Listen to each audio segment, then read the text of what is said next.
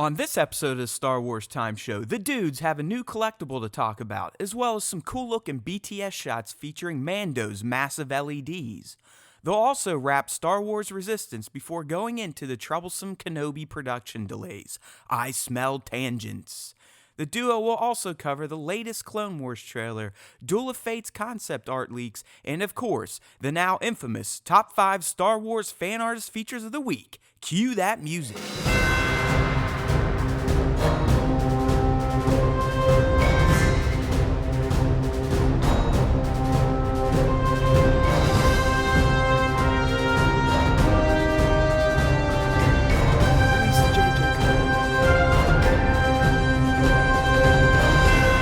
Hello, everybody, and welcome back to a brand new episode of the Star Wars Time Show. And yes, we are saying release the JJ cut.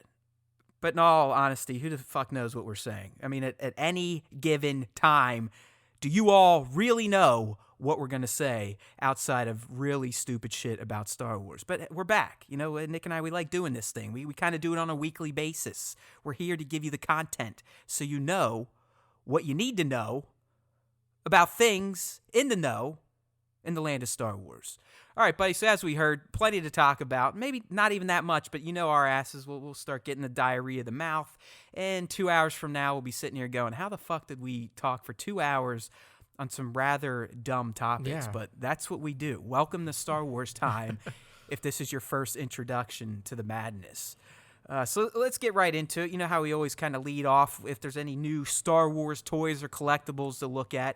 We start with that stuff, and lo and behold, we've got one. Yeah, there might not be new movies coming out, but they're still pumping out collectibles for films that are now 40 years old. And why do I say that? Well, we're getting a new Yoda with Dagobah Hutt Funko Pop set.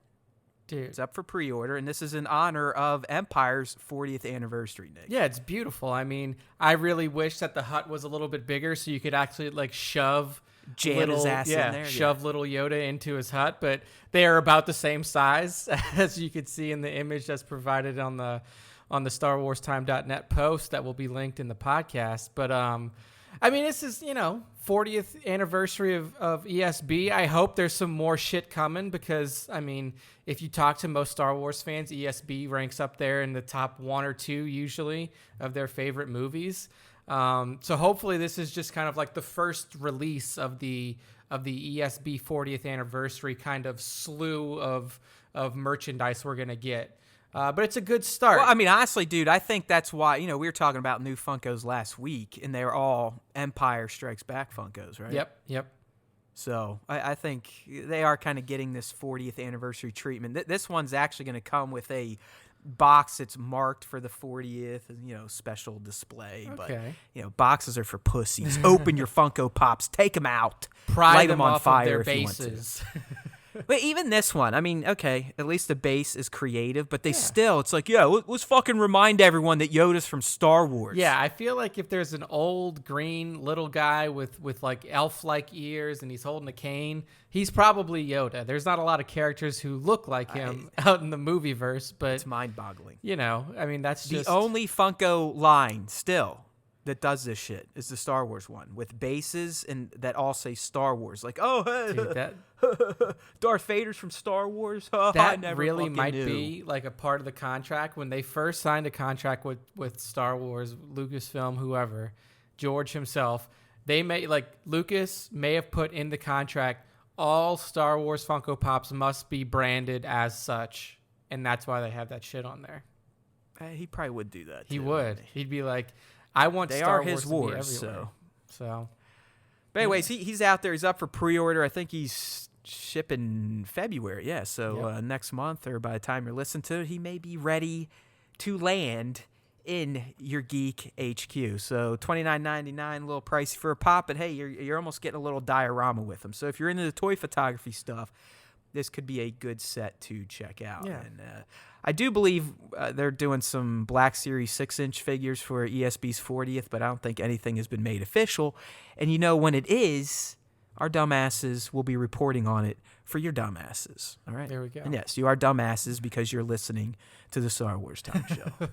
We've tricked you. Our dumbasses. I will say that one of my friends started listening recently. She had, just I think I saw this on Facebook Yeah. because I stalk Nick on Facebook to make sure he's promoting. yeah, the just site. to make sure that I'm riding the party line. But one of my friends, she started listening. She watched Tross a few times. We were having a conversation. She's like, "Oh my God, dude! I started listening to the show, and now I'm all in the fucking toys again. I saw that. I was gonna say it's like she's in the toy photography. Yeah. She's like, holy, I'm following toy photographers. So see, Yeah. you toy photographers that are listening, you've learned to listen to the whole show, and you just don't show up for your fucking segment. See, There's good. See? There's good stuff all throughout the show. we're The we're Star Wars making Time you Show. more unfamous than you already are. Yeah. Here we are. All right, so moving on to famous people. The Mandalorian, everyone involved, they're in the know. People know them. They've got names: Pedro, John, Dave. Well, we all agreed we loved the show. When I'm talking we, Nick has a mouse in his pocket, and so do I. Okay, Indeed. so it's the plural we here. But the show looked fantastic. It looked like they went to all these planets. Navarro, Tatooine, so on and so forth. But what you probably didn't know is that 90% of this show, if not more, was shot indoors on a set with these massive LED screens that it can essentially render 4K quality environments in real time. Yeah. I'm looking. So we got a bunch of, I don't know if this is coming from an art book or someone that worked on it. It looked like it was coming from a magazine, right, Nick? Yeah. But we got a bunch of behind the scenes images, and my God, when you can see what these sets looked like and what these screens did, it is bonkers. Yeah, it literally looks like you're just looking out into a real open sky, canyon, field, whatever it may be. These images are fucking breathtaking to behold, because it's like you said, you think you're looking at a set, like a real set, but it's not. It is a screen. And I don't know where this came out of, but it definitely looks like a magazine. I'm pretty sure this is, I'm not going to say Favreau invented it, but I think this is the tech he first championed with the Jungle Book and then Lion King, so on and so forth, where, he essentially shoots all these movies on a set instead of going out into, real world locations. Yeah. This is what 15 mil an episode gets you. It gets you a fucking massive TV screen that's about the size of your house. Yeah, and if you open up the post while you're listening, towards the bottom there's a link that kind of links to all the images. One in particular just fucking blows my mind, and it's the last one. If you're scrolling down through it, and it's Mando standing in a canyon, and right. that It's is all fake. that looks like my brain cannot process the fact that this is not a real canyon behind him, because there is nothing that makes me believe that this is fake. It says the rocks behind him are on the LED wall, while some practical rocks are placed in the mid and foreground to blend the transition. Yeah, it's nuts. And then if you read down a little bit further, it even says that they use the Unreal Engine. For those of you who are in the video game world, that's like what they use. And honestly, Nick, that's how I caught wind of it, because people like Mark Ryan and a lot of people that still work at Epic were tweeting these images out. Like, hey, look at us. This is our fucking tech. Yeah. Yeah, it's pretty slick. Yeah, it literally fools you into believing that you're looking at real life skies and backgrounds and all these fucking images with a video game engine. And that's crazy. Episode 1, essentially, when he's walking into the bar, the only thing that is real is the floor and the moisture evaporator in front of him. Jesus. Everything else is LED. Yeah, that's like purely insane. Yeah, so I just thought that was a fun little thing to share. Clearly, The Mandalorian was a massive, massive success. I don't want to say it was a surprise. I kind of had an idea that it would be as good as it became. I'm not sitting here like, I was on The Mandalorian bandwagon before anyone else. But, Nick and I, we were at the first ever preview of some shit at Celebration back in April, and I think you could see there, just from the camaraderie between the creators and the cast, as well as some of the snippets they showed us, it's like, okay, this thing's got a lot of fucking potential, especially with Favreau behind it, Filoni writing stories for it.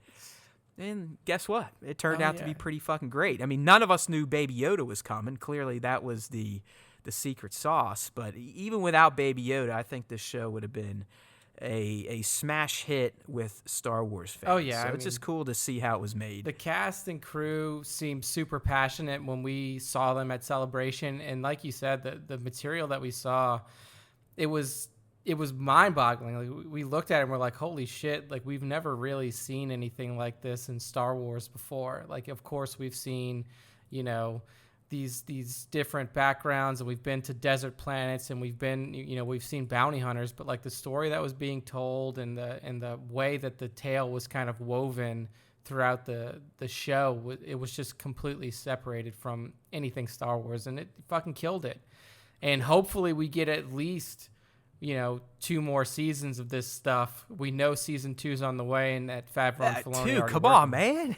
Keep Nick. it going. Don't do that to us, brother. Speak it out to the universe. We want this to go on until Baby Yoda turns 900 years old and fucking dies. Exactly. Okay? We need to see Baby Yoda become one with the Force as Yoda did. And speaking of Baby Yoda, do we get his or her or its real name? I feel like right out of the gate in season 2. I feel like you gotta wait, because the real name is probably gonna come from when he finds a Jedi. Yeah, whenever he finds a Jedi or whoever he's looking for. Because do you think Gideon knows its real identity at this point? Oh man, Gideon might, dude. Gideon knows everything. It seems like from that final scene or from that final episode, it seemed like Moff Gideon knew basically everything about everybody. Oh yeah, I mean he was he killed the client. He killed a bunch of his own battalion to get the thing, so he clearly has a high value on it and knows what it's all about. I think he even makes that threat. He's like, hey, you guys don't even fucking know what you're dealing with. Yeah. I'm really curious, dude, because it's now this world is getting into an area where you're starting to blend with like post episode 6 like main characters, because if you're looking for Jedi, if that's what you're going after for Baby Yoda, there's only fucking one of them that we know about, and it's Luke Skywalker. Might be able to make the argument that Ahsoka is still floating could around. Be Ahsoka. But is she even a real Jedi? Yeah, is she a Jedi? Is that's arguable? But I mean, I think we'll be talking about that when we talk about the little Clone Wars bit we have planned. I mean, what technically is she going to be? Because by the time she hit Rebels, she's clearly, fuck the Jedi, I fucking hate him, I got white lightsabers, eat a dick, you know? Yeah, so there's a lot of interesting places that this show's going to go next year when it comes back, or is it later this year, 2020? We're in 2020 now, right? Yeah, no, we'll be getting S2 fall 2020. Yeah, so here we are. We're in 2020. I forgot about that already. So we're getting it and this if year. You believe some rumors, maybe a new helping of Rebels. Yes. Yeah, I know. There's a lot of rumors. We talked about that a couple of weeks ago. Cartoons in the form of Rebels. Next month, we already have, Clone Wars. There's a lot of good shit happening in Star Wars land right now. If you get just not on the movie side. Yeah, get on the like D+. Disney Plus, short form, television style. So far, Disney Star Wars at least, hasn't quite fuck that up. Yeah. But we are going to talk about a story tonight where it seems they're trying their damnedest to fuck that shit up. We'll see.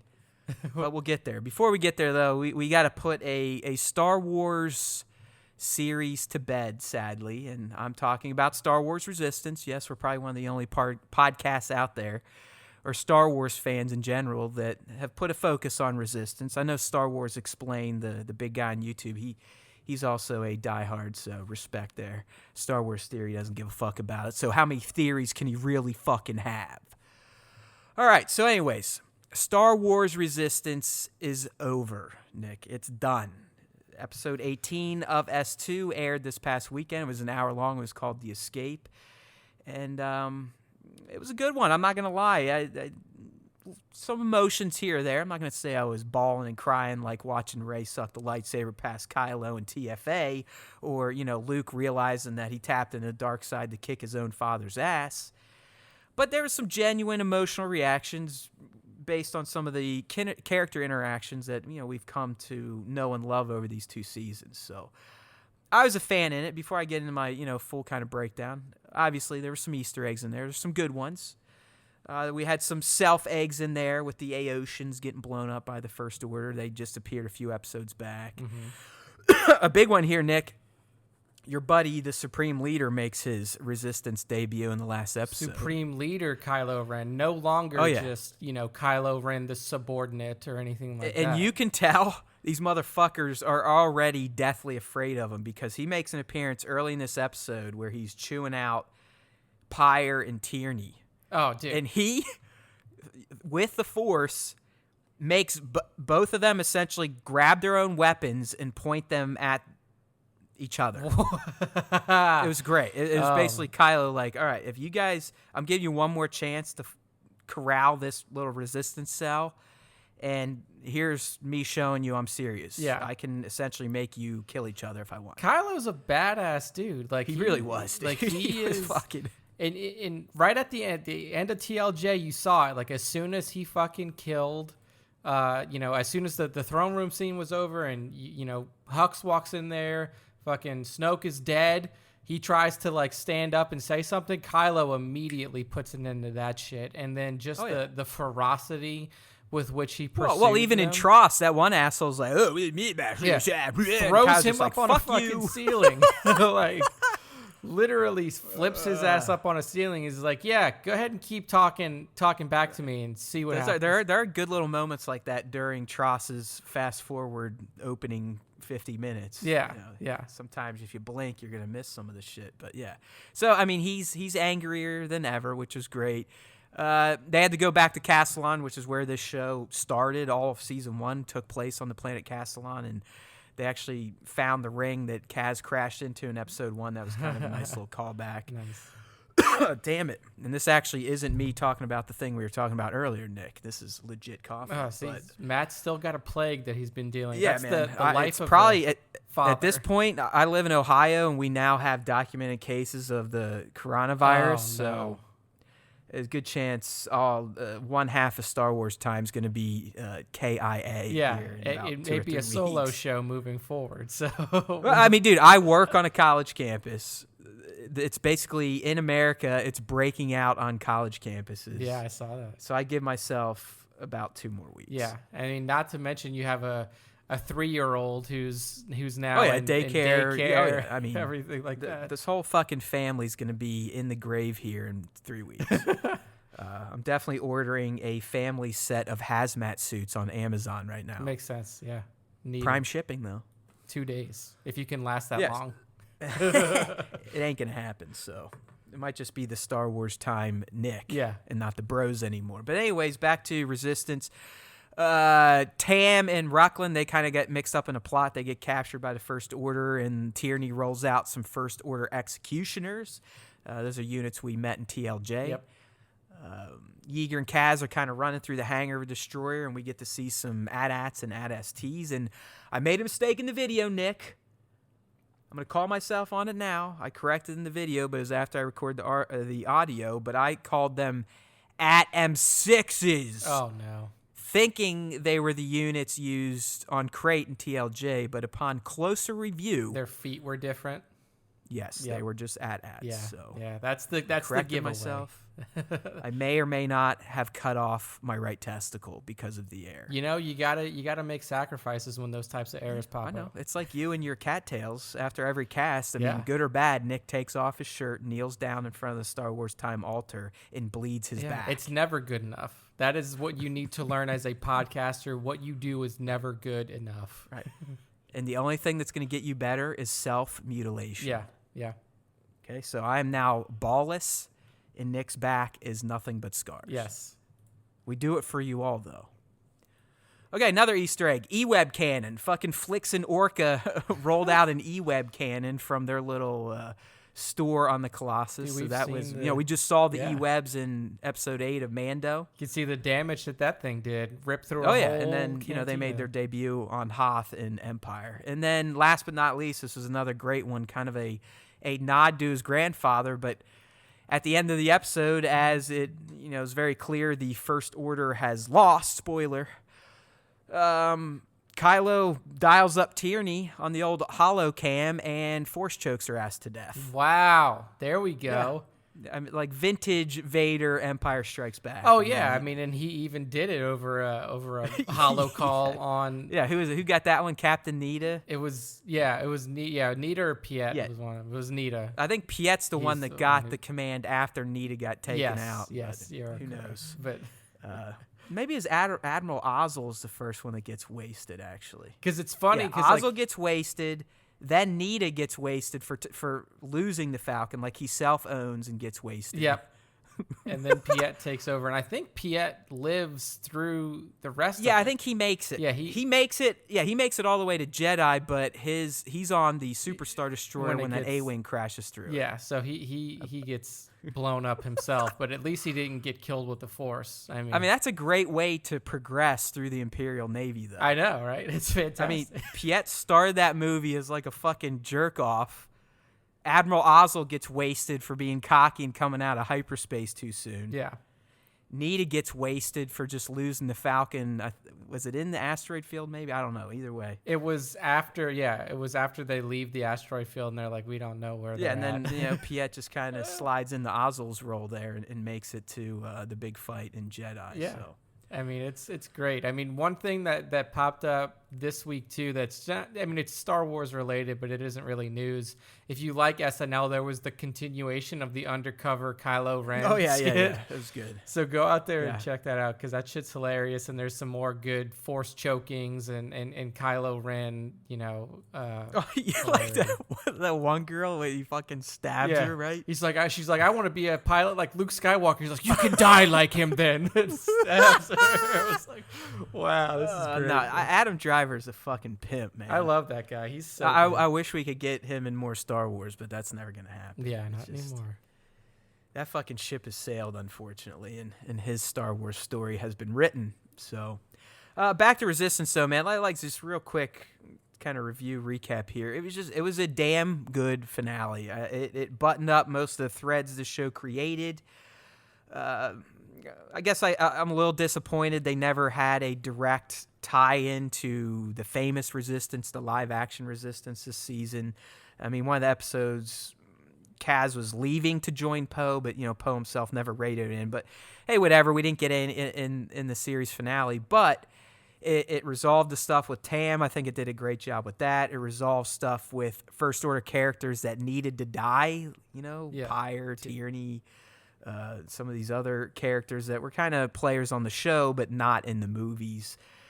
And as I said at the onset of this, there were some genuine emotional moments. I mean, the Tam and Kaz reunion, the Niku and Tam reunion, just the end when, Aunt Z has a great line where Team Fireball's back together and they're like, yeah, we're Team Fireball. And Aunt Z looks at them when everyone else comes in. She says, no, we are Team Colossus. And I was like, yeah, nice. It's kind of like a feel-good Miller time type of ending to the series. Yeah. So, did you get any indication towards the end? And again, for those of you who are keeping up, I still don't have access to it, but Matt did say that he was going to drop a date on me where I won't have to try to steal it anymore. So that's coming soon. But did you feel like there was any kind of setup, like, okay, like any Tross setup? Like, do we expect to see... I mean... Doza, I mean, they essentially commit to the Resistance. Okay. They're in it to win it now. I mean, the Colossus itself, you could pretty much call a Resistance cell at this point. Yeah, a Resistance vessel. And I did read an article on StarWars.com. Live-action versions of the ship that were guaranteed at the Battle of Exegol were the Fireball and Torres fighter. Okay, so they're in there somewhere. Right. Yeah. Yes. It didn't say anything about the Colossus itself, but definitely those two. I feel like if the Colossus were there, it would be huge. Like you would notice it because it's such. You would have to see it. Yeah. I mean, it's like a big ass inverted penis. Yeah. So, if for those of you out there who still have the screen grab from Tross, where you get the entire fleet coming in, that moment still hits me with emotion. I saw the movie for the 5th time last Wednesday. 5 times. And, dude, I'm telling you, like that fleet comes in. And my girlfriend looked over at me and she's like, are you crying? I'm like, this part always makes me cry. It always hits me. I was like, it always hits me. Did you like get out of the movie and she just kicked your ass? She was like, I can't believe you cried. I was like, you cried at Endgame like, too. You fucking pussy. Because it's the same thing. She cried at Endgame. She can't yell at me for crying at Star Wars. Can't do it. But nah, hey man, that's beautiful shit. It's like the older I get, the more I cry. I mean, I almost have a cry a day anymore. The Kobe shit fucked me up. I don't know why. I'm not a big like, oh my god, a celebrity died, the fucking world should end. I like, fuck it.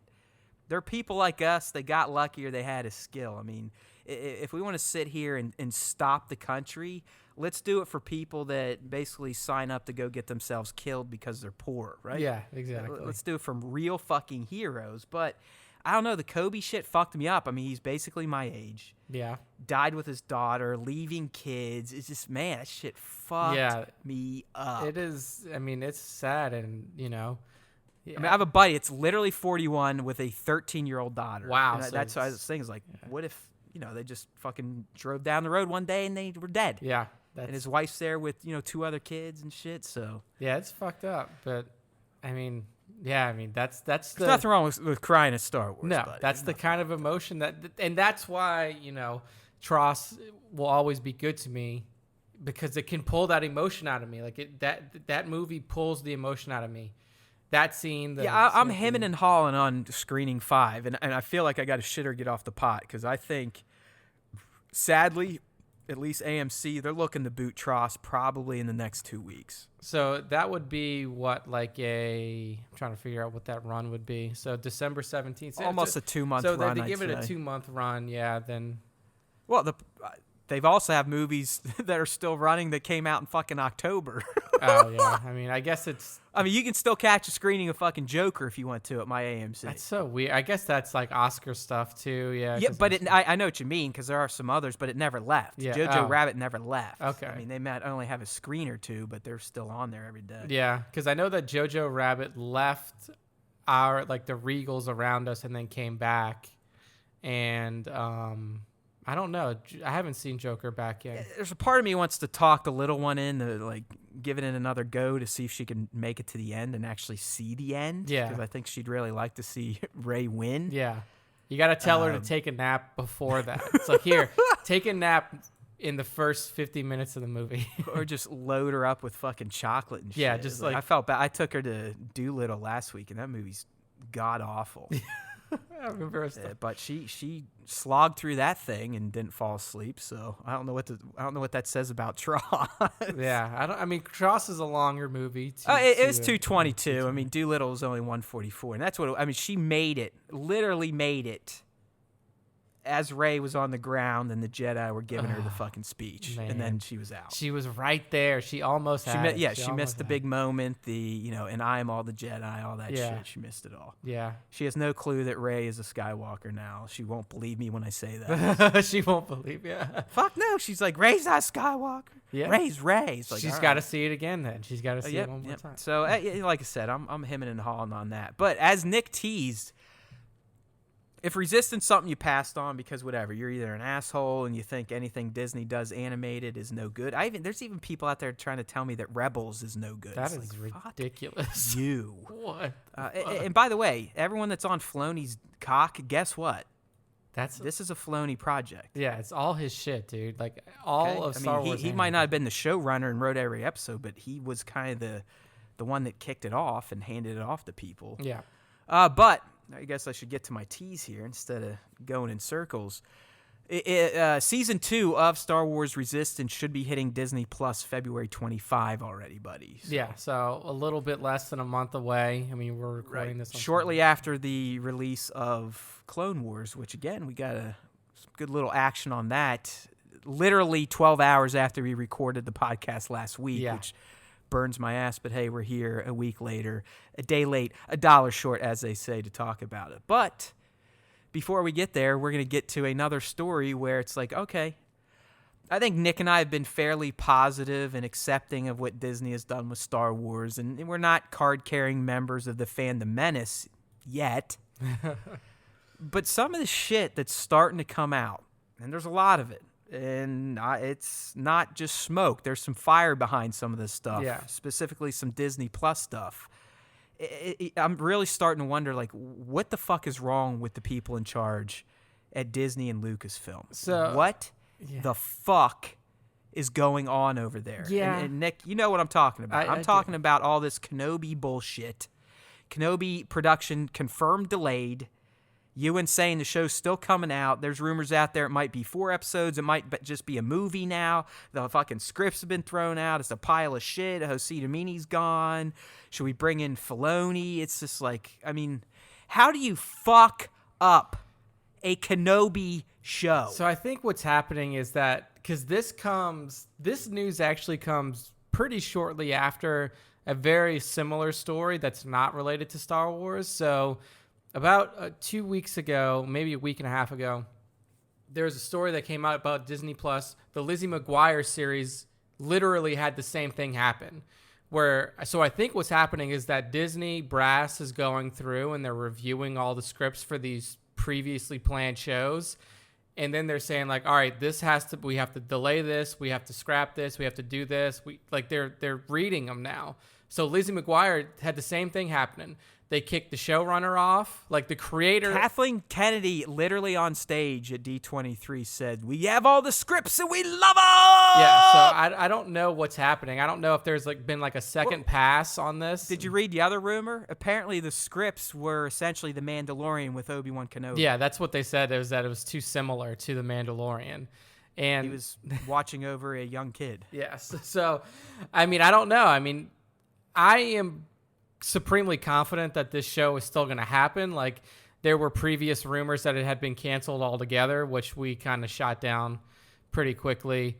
But I think like Ewan said, even Ewan kind of talked to it on Entertainment Tonight. He said, look, the rumors about the show being canceled are completely wrong, but they are essentially delaying production until the beginning of 2021.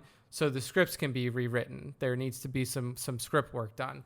So if that's the case, and they are actually sitting down and legitimately rewriting the scripts with I mean, we know that Deborah Chow is the person who's in charge of this show now. Yeah, she hasn't been fired yet. Yeah, but she pretty much have to throw "yet" at the end of everything now when we talk about Disney Plus or anything Disney Star Wars, I think. But at least to my knowledge, she wasn't the one who wrote the scripts. Like, she wasn't. No, she's not. She doesn't seem to be the screenwriter director hybrid like JJ or Ryan. Yeah. So maybe. I'm not saying she doesn't write, but it seems like now she's just focused on directing someone else's story. Yeah. So maybe, they saw what the success with Mando, and they're like, okay, Kenobi's a little too close to it. Like, the story is essentially the same, so we need to rework it. And if that's the case, then I'm okay with it.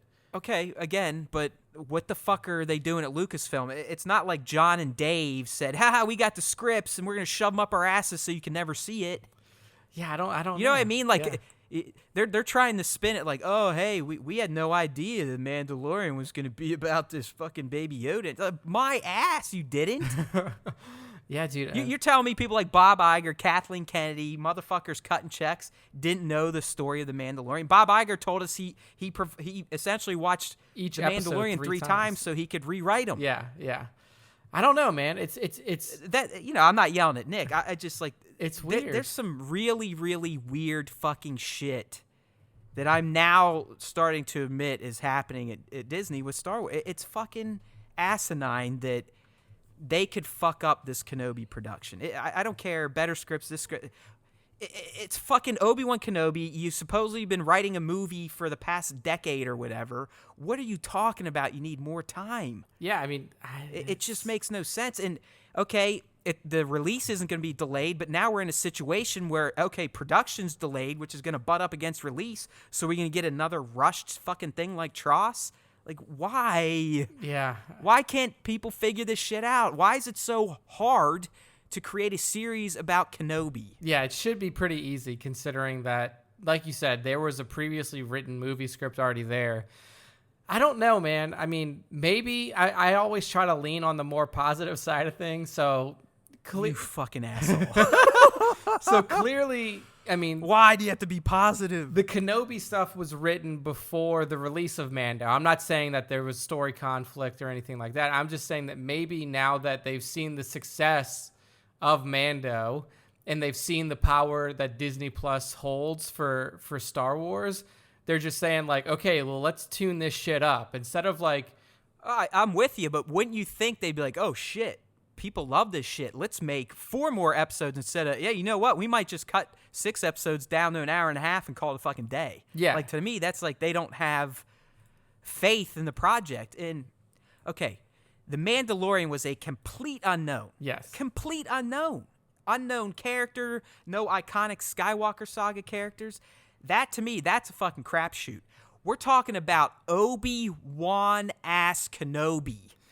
One of the most iconic Star Wars characters who's been there since day one. And these fuckers are struggling to write a compelling story for the fucking character? But if you look at it from the Disney side, and again, I'm not trying to take their side, I'm just playing devil's advocate. If you look at it from the Disney side, the only other time that they did that with an established character that was there since day one was Solo, and it bombed. Like, but it bombed because of their own fuck up. But like that, so that's the taste that's in their mouth now. It's like, okay, we're doing a thing again where we're revisiting a legacy character and we're telling a story about. And what they do on that, Nick? The production was fucked up. It took Yep. longer than ever, but they didn't move the release date. Yeah. So they're making all the same mistakes again. So That's why I'm getting fucking angry. Sure, it's like a video game. If you want to take more time to make it better, fucking A. yeah, but you have to push the release too. So Right. I mean, granted, we still don't know when this is going to release. There's no release date yet. We assume that with a 2021 January start of production that you probably won't get the series until 2022 likely, unless they would really have to push to get filming and post done and reshoots done by the end of 2021. So we're probably Dude, I'm putting this on my cancel watch. I mean, I it's am. possible. I mean, there's It's- just too much him-ha and unknown bullshit at this point. Everyone seems to be spinning something different, pulling shit out of their asses, saying the company line. It doesn't look good. It definitely doesn't taste good right now because we were so hyped on it and everybody around it was so hyped on it. I mean, from Kathleen to Ewan. Yeah. But, I mean, they've been talking about this project for, what, 5 years?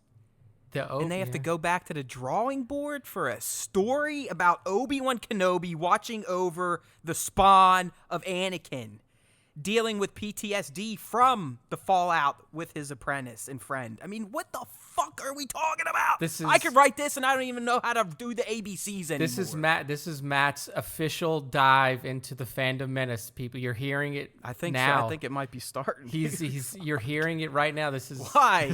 Why, Disney? Why? Why? I've given you the benefit of the doubt at every step of the way.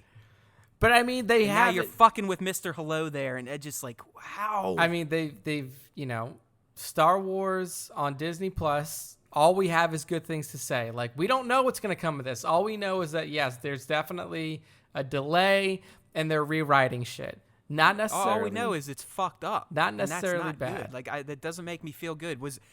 There wasn't a single time during the creation and production of The Mandalorian where there was something like, oh, hey, by the way, this fucking major player left, the writer's a fuckhead, and we're starting everything over, but hey, it'll still be fall 2019. Yeah, but they weren't Nothing. they weren't adapting the Mando from a previously written movie script. Like, it was complete. Like, they basically told. What are we talking like this is rocket science now? I don't know, man. I'm just saying that there was definitely previous material. I'm telling you right now, if I was your real boss and I said, Nick, in 1 week, I want a treatment for episode 1 of Kenobi. Oh, I could do it. No shit. Oh, I could do it. And you got motherfuckers over here probably making 6 plus 7 figures that can't figure shit out with a fucking outline. Yeah, I don't know, man. I don't know. Okay. I'm trying. I'm communing with the Force. I'm trying to. You are, but this one, I really think you need to tap into the dark side. I know. I mean, I don't think the positivity is going to work on this. Like, this is just not good. It's not. I mean, like, when a delay like this happens, it's never a good thing, especially when they specifically say. Especially when it's about the material. Yeah, that's the worst fucking part. You know Ewan's going to bring it regardless if they do it now or 20 years from now when he does look like Alec Guinness. Yeah, so... It's the fucking meat they're fucking with. The heart, the brain, the whole goddamn everything. Yeah. So, I mean, we'll keep an eye on it, but I don't imagine that we're going to get too much in terms of official line from Lucasfilm, from Disney, anything on this for a while. Like, the news that will come out about Kenobi will be through leaks. And it's already pretty clear that there's a lot of people who have sources within either Disney Plus or... the Disney Plus side of things, are just Star Wars. Dude, I believe it all now. I mean, you remember the leak when they did the big release, the JJ cut thing? We did that recap, and they're essentially like, yeah, I mean, Disney was leaking all that shit to fucking hurt the movie anyways. Yeah. So I'm believing this shit now. I really am. The Kool-Aid might have been drunk. I mean, we'll see, because... I don't know, man. I'm just trying to. I'm holding out hope. I know. And you're almost making me crazy. Like now I'm almost getting angry at Nick because he is so goddamn positive and upbeat. Because it's just we weren't close to it anyway. Like we weren't. We knew we weren't. No, dude, they were gonna shoot this summer. Yeah, but we knew we weren't gonna get it until 2021 at the earliest. So this isn't like Solo, where it was like, hi, we're releasing this movie in May and we're changing directors in October. Let's fucking do it. Like there's a long time still. Like we're Jan 2020 and we're not, and they're giving it a year. Like they're basically saying like, we are giving ourselves a year to rewrite this material. And then once we have a year and we get this shit to where it's supposed to be, then we go. Like with Solo, it was like, holy fuck, we fired these guys. I don't know what's happening. Ron Howard, you come in here and you fucking write your shit and then do your shit. And... But what are you gonna think when it does go down the 4 episodes or maybe just a movie? I mean, at that point, they made major concessions, and you're gonna go, okay, why? Like, what? Why are you robbing us of more Star Wars content, you fuckers? Yeah, I mean, if it becomes a movie, that's what we all wanted anyway. Like, we all wanted a movie anyway. But if it goes from 6 episodes to 4 episodes, yeah, but we're diva ass Star Wars fans. You can't tickle our balls with, hey, you were going to get a movie, but now you might get fucking 4.5 hours of Kenobi. Yeah, fuck you. I'm not going back to, okay, yeah, a movie's good, considering how chaotic the future of Star Wars film is. Yeah, no, I mean, you're 100% right. But what happens if they take a year to rewrite and then they say, you know what? Big screen. We're coming back to the theaters with Kenobi. With a trilogy? With anything, would you be happy with a single Kenobi film released Nick, in you theaters? know me. I mean, theatrics aside, I'd be happy if they put Darth Vader's helmet on a turd and fucking hung it from a string, and I sat in a theater for 2 hours and they played John Williams Star Wars music, right? Yeah. So, of course, but I'm still going to sit here and bitch and moan about it like an entitled little bitch. That's what I am. That's who I am. That's what I do. I get fucking angry at stupid shit. We both lived through the dark ages. We both lived through the dark times. The time of the great force scarcity. Fuck, man, if we're equating it to that, we may be moving into the age of resistance now. This could be the First Order. You're right. They really could be. I don't know how people that get paid what they do to make decisions are fucking up Star Wars at a Kenobi level. Yeah, I mean, I agree. It should be an easy home run. And we've already admitted they fucked up at the Skywalker level. Yeah, I mean the whole problem, like the whole thing that happened with Tross is just fucking. It's sad and it's disgusting, and I don't know like. If something does happen to Kenobi where it gets canned, then I will start to believe that within Disney, somebody just doesn't like it. Like somebody doesn't want Star Wars there. I don't know if it's Bob. Oh, here we go. Let me just read my paragraph from this Kenobi topic, which, by the way, I did a video on and only 9 people watch. Fuck you guys. Thanks. Here we go.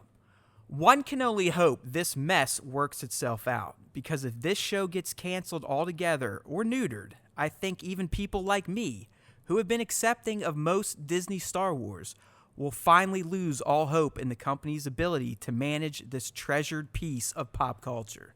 I think what's happening now is that they know that it's a toxic piece of... They fucked it up. I mean, they've poisoned Star Wars. Yeah, 100%. Like, whether it be from their own doing, whether it be from the fan base or whatever, like, they're realizing that this is way more high touch than they probably expected in terms of what content is. You know, a lot of people, and I don't agree with this. People are like, oh, Star Wars fans have always been toxic. I'm like, no.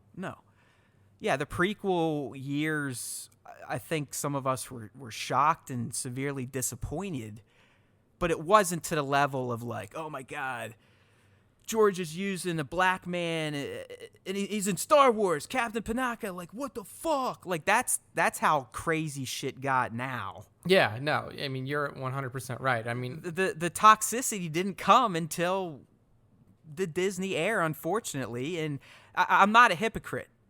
I have always, and Nick and I talked about this, we weren't going to divulge our true opinion of this trilogy until we saw the final act. I mean, that was just ridiculous to write all this shit off after a movie or two movies. I mean, that's fucking stupid. But after the trilogy released, and we've had time to sit on it, see it multiple times, I mean, we've been saying it since December. Ultimately, it has to be judged as a disappointment. Yeah, I mean, like, this trilogy will always be looked at as what it could have been. And it sounds... just like the prequels to me. I mean, I know there's a lot of you out there like, these are fantastic, and I highly disagree. But it is what it is at this point. Yeah, and look, there was unfortunate circumstance that had an impact on this trilogy with Carrie's passing. There was bad decision making. I think a lot of people discount that, Nick. Oh, I'm glad you always bring that up because I don't think people realize how big of a fuck that was. Yeah, I mean that essentially, you took your sole remaining main character. That killed the third movie right there. Completely. The third movie was never going to be what it could have been. Like all of the people, and we'll get to more of Colin's shit later, but like all of you people who are clinging to this idea that Colin Trevorrow's draft would have been the best thing to ever happen to Star Wars, he would have had to rewrite it. His draft heavily involved Leia, and he essentially left because of the creative choices he had to make with Carrie being gone and what happened in 8. Yeah, he already had to rewrite the shit because we knew that this was a second draft. He had his first draft that he wrote before he read TLJ. This is his post-TLJ rewrite. And then he would have had to have another one because Carrie died. And that's what he was essentially like, well, what the fuck am I doing now? Like, I've already had to rewrite my movie twice. I'm not doing it a third time. That's why he left. And she was huge. Like, I've studied that shit pretty in-depthly at this point. I mean, she was essentially going to be a main threat herself. We would have been following her, going to get Lando, dropping the hologram, doing the speech, this, that, and the other thing, saving Kylo, saving Rey. So, like, the fact that she died when she did has had a ripple effect on the third movie, regardless of who the director was. Like, JJ did what he could with the pieces of footage that were there. And if it wasn't for that, then she wouldn't have been in this motherfucker at all. Or we would have had a weird CG version. But her family said that they didn't want her to be CG'd. Like, they wanted, if she wasn't going to be there in this cut footage, they were just going to say, nope, you can't use her. And that strongly affects it because the one... I mean, dude, that would have nuked it. Oh, yeah. That would have nuked it. If you had no Leia at all... Yeah, you would have blown up the Ryan movie. would have had to essentially remade parts of TLJ and either had Leia do the holdo or actually just fucking bite it right there at the beginning. Oh, yeah. Like, she would have had to die because what ties that movie together, whether it be Ryan's or not Ryan, whether it be JJ's or Colin's, is Leia. In Tross, what ties that movie together is that Leia is the one who, even in this, cut up version where she had passed and JJ had to use footage from TFA, like, she is the one who ultimately brings her son back to the light side. Like, if you don't have Leia there and you can't use her in any way, the character of Kylo Ren is essentially just like, it's hard to, I mean, you just have to make him a typical bad dude. He's just like, all right, well, he's a bad guy now, and he's just going to fight the good girl. And that's the end of the whole I mean, deal. even Colin was essentially going to use her for the same purpose. Yeah, so like, she was everything. She was the linchpin to Ben or Kylo being redeemed. yeah, and like that is the decisions that were made in the order, like the way that the killings of the first, the original trilogy characters were for a reason. Like, you see the meaning behind the deaths in the movies, but like not having her think about there- this now, dude. I mean, with hindsight, it's like, oh wow, they should almost thank Ryan at this point. But by Ryan doing what he did with Leia and TLJ, by the Leia Poppins thing, Yeah, he essentially made it so JJ didn't have to explain She's the why Force user. she was training Rey. I mean, you just like, okay, yeah, it's like, all right, okay. Leia's the Force. Yeah, It's obvious to most people. It clearly wasn't in 2017, but yeah. she is a fucking Skywalker after all. Yeah, I mean, look, JJ still threw in the scene of her training, but it should have been pretty fucking obvious. I mean, like, kicking Luke's ass too. I mean, remember also- Yoda wanted Leia. Like, we almost need shirts like that. dude, at the end of Return of the Jedi, she used the Force. She's like, I know Luke's still alive. I can feel it. Like, Right. at the end of the fucking movie, that Yeah, kid, she was doing the Finn. yeah. So you knew she or was he was Force doing sensitive. the Leia essentially. Like you knew it, so that was always going to be there. But yeah, like, to me, the biggest unfortunate circumstance is that, because it completely altered the way that third movie goes. You cannot argue that. You cannot argue Right. that I third feel movie like is we gonna be need to different. start a self-help group for the trilogy, I mean, the Age of Resistance trilogy. it's Just to talk about it like this feels therapeutic to me. it does. It's And- almost like going to the fucking Star Wars shrink.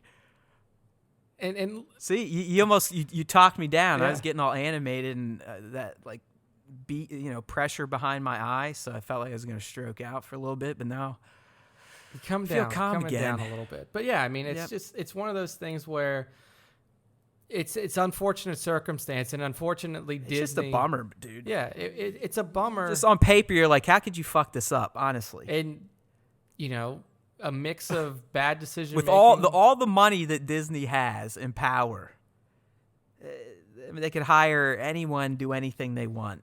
I will say that They fucked it up. my girlfriend, she loved Tross. Like, she really liked it. She's like, I didn't care that it moved fast in the beginning, because she's not the type of person. Like, we're crazy people, me and Matt. Like in Well, some of yeah. you I mean, listening- most Star Wars fans that are into it, that they care about the nuances, Yeah. the characters, the lore. They want the payoff. They want to know what's going on. Where, I mean, as you explained it, she was ready to jump out the window after TLJ. Yeah. So it probably was refreshing to just hit the ground running and just have some fun. Yeah, like she was like, she came out of that movie, she's like, I liked it. I liked it. Like, it didn't bother me that it was fast, because like I mean, TLJ is truly a unique Star Wars movie now. Like, at this point, you can say it stands Alone.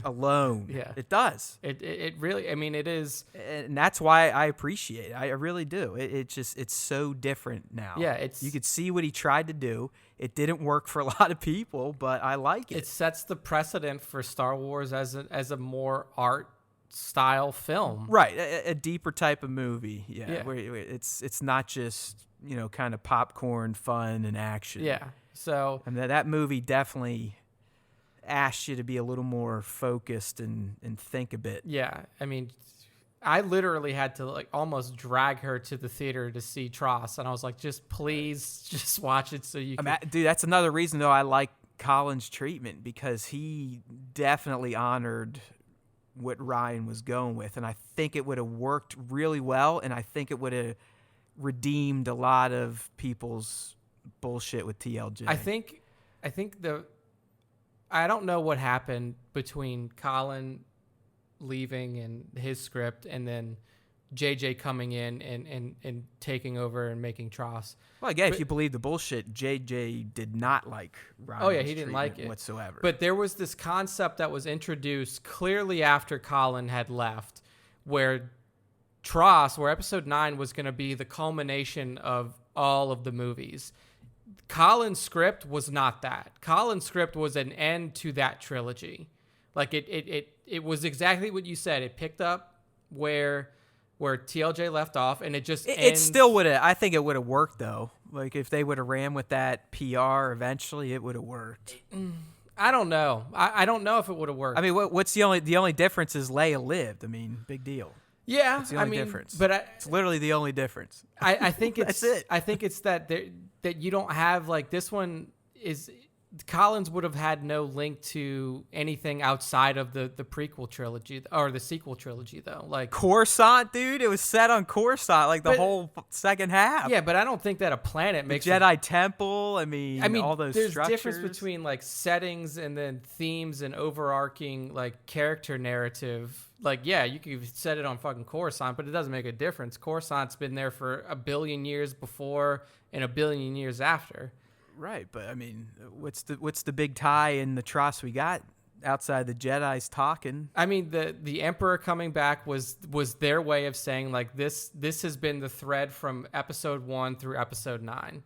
Like that was the link. Like him coming back. I got it. In the end, at this point, I will say I probably would have preferred what Colin was running with, me personally. I just don't think we now know it's pretty legit, and yes, it's an early draft, and it would have been completely rewritten. But in Pretend Land, I'm gonna run with that movie at this point. I don't think that I could say that because I don't even look at that as a real film. Like. If I want to, like, no, dude, I just said in Pretend Land. Yeah, like we're just having fun here. I'm not that crazy. Like I understand it's not real. It's never gonna happen. I am happy with what I got. Disappointed ultimately, but I just don't think I was with the prequels too. I was more disappointed with the prequels than these.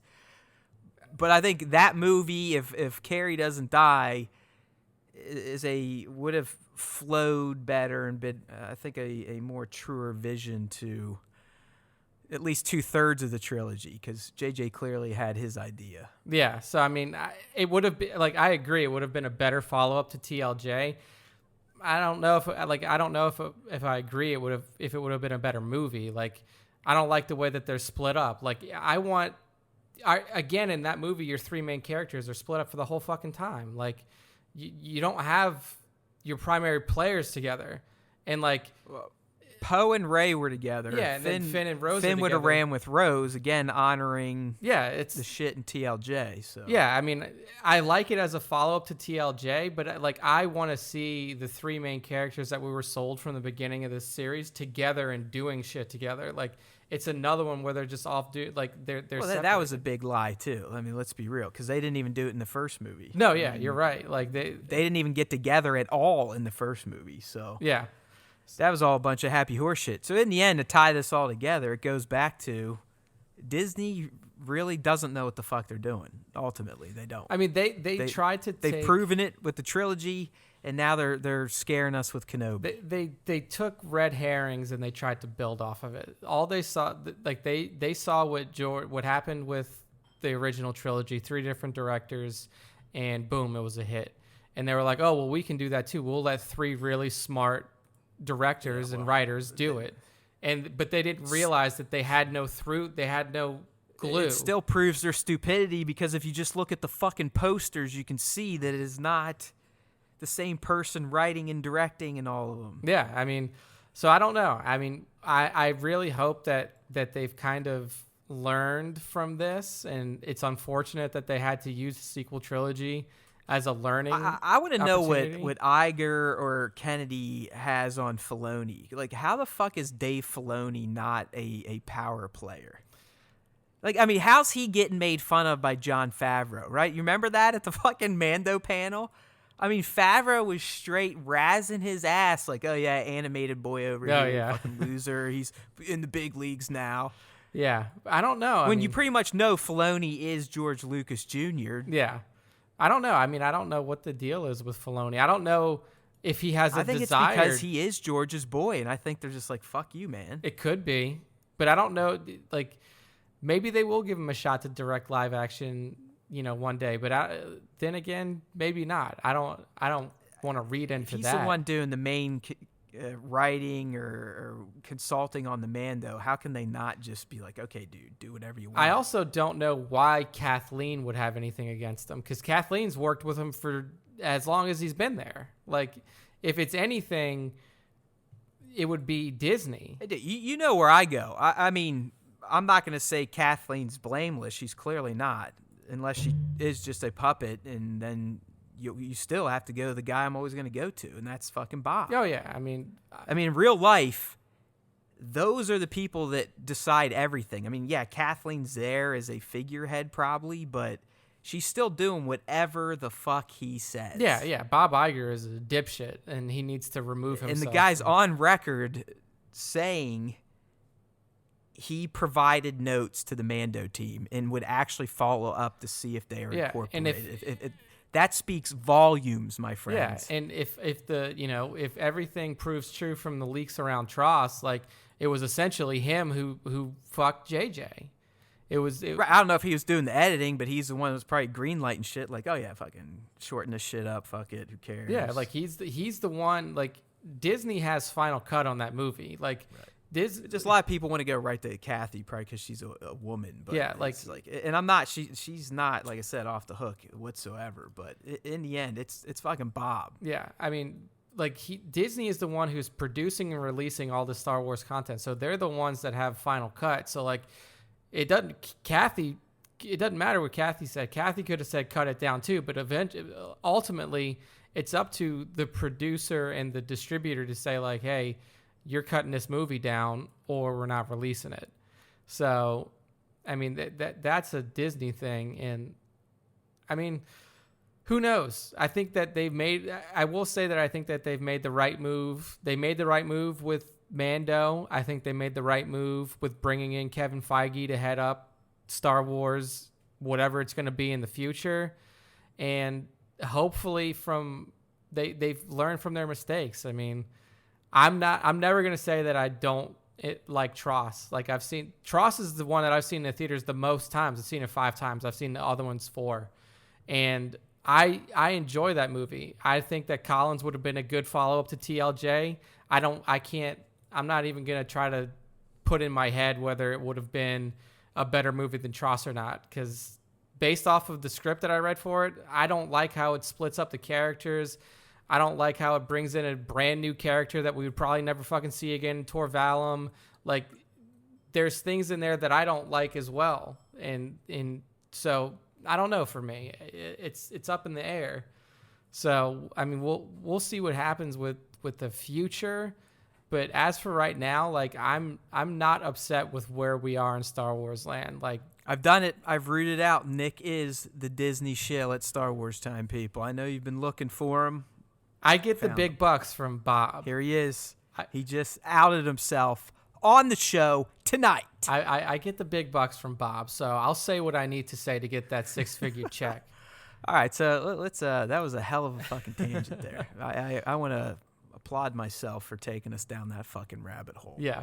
That was a good one. A little drama there, a little anger. I mean, some calmness. Yeah. Some more airing of grievances. It was a full circle emotional experience. Yeah. It definitely exercised some Star Wars demons. But like I said, so real life, because Nick's right. I mean, it's not real. It is what it is. Just like I've been doing with the prequels for all these years, I'm going to have to wonder what it could have been.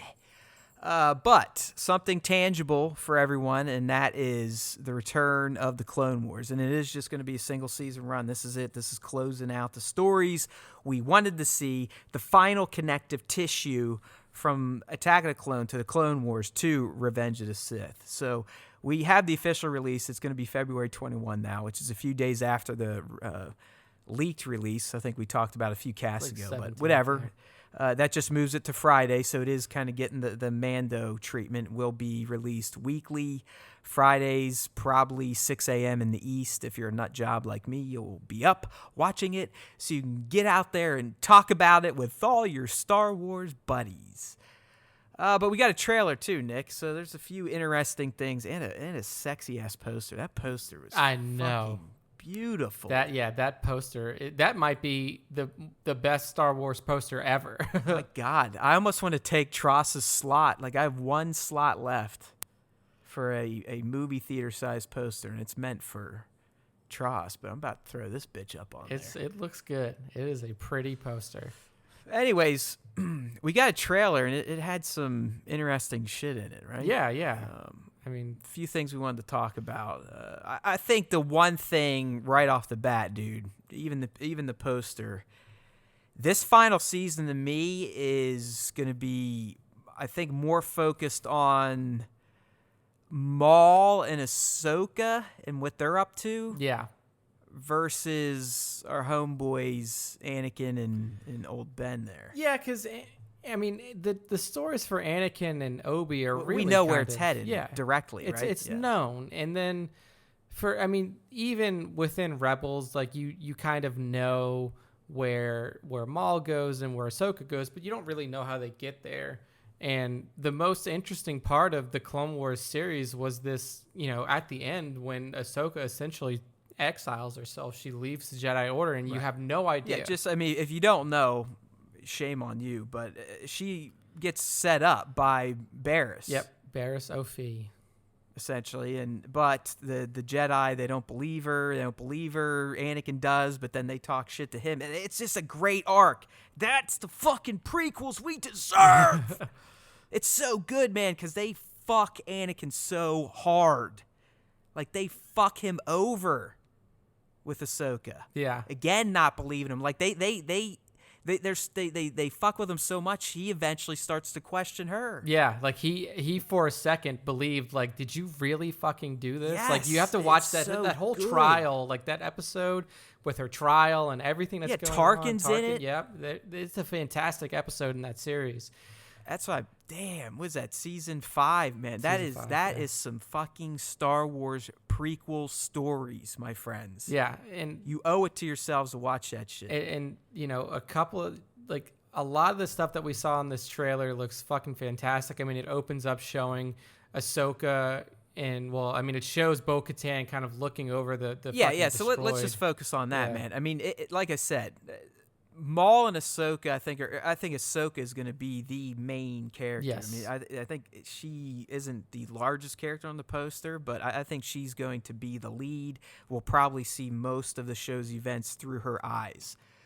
But it looks like there's going to be a pretty legit thread between her, Maul, and Mandalore. Yes. Because at this point in time, I believe he is in control of Mandalore.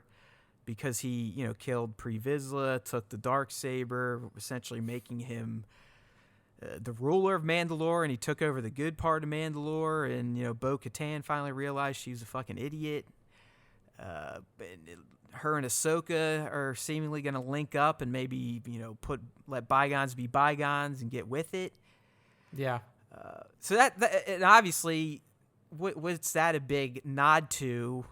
That's our friends, the Mandalorian. Yeah, exactly. Like, they're telling people, like, hey, if you like the Mandalorian, you should check out Star Wars: The Clone Wars. Yeah, and you're going to get a little backstory that you may hear about in passing in the Mandalorian, or have already heard about, or even see in the flesh. I mean, like, we could see flashbacks of Maul, like we talked about. We may be able to see Bo-Katan. I mean, there's a lot of open availability of characters that could be seen in live action Mandalorian season 2, and they're really bringing you right into the fray with Clone Wars, the final season. Hey, check this out. Do you think in the trailer and on this poster they're showing Maul with a double bladed to throw us off? The double blade. Do you think he is going to be whipping the Darksaber in this? That's a good question. He has it. Why would he not? I don't know. Because the whole reason I know he has it is we don't see it again until Rebels, when he's kind of working Ezra over, and Ezra, I believe, snags it from his dwelling or hovel or whatever. Yeah.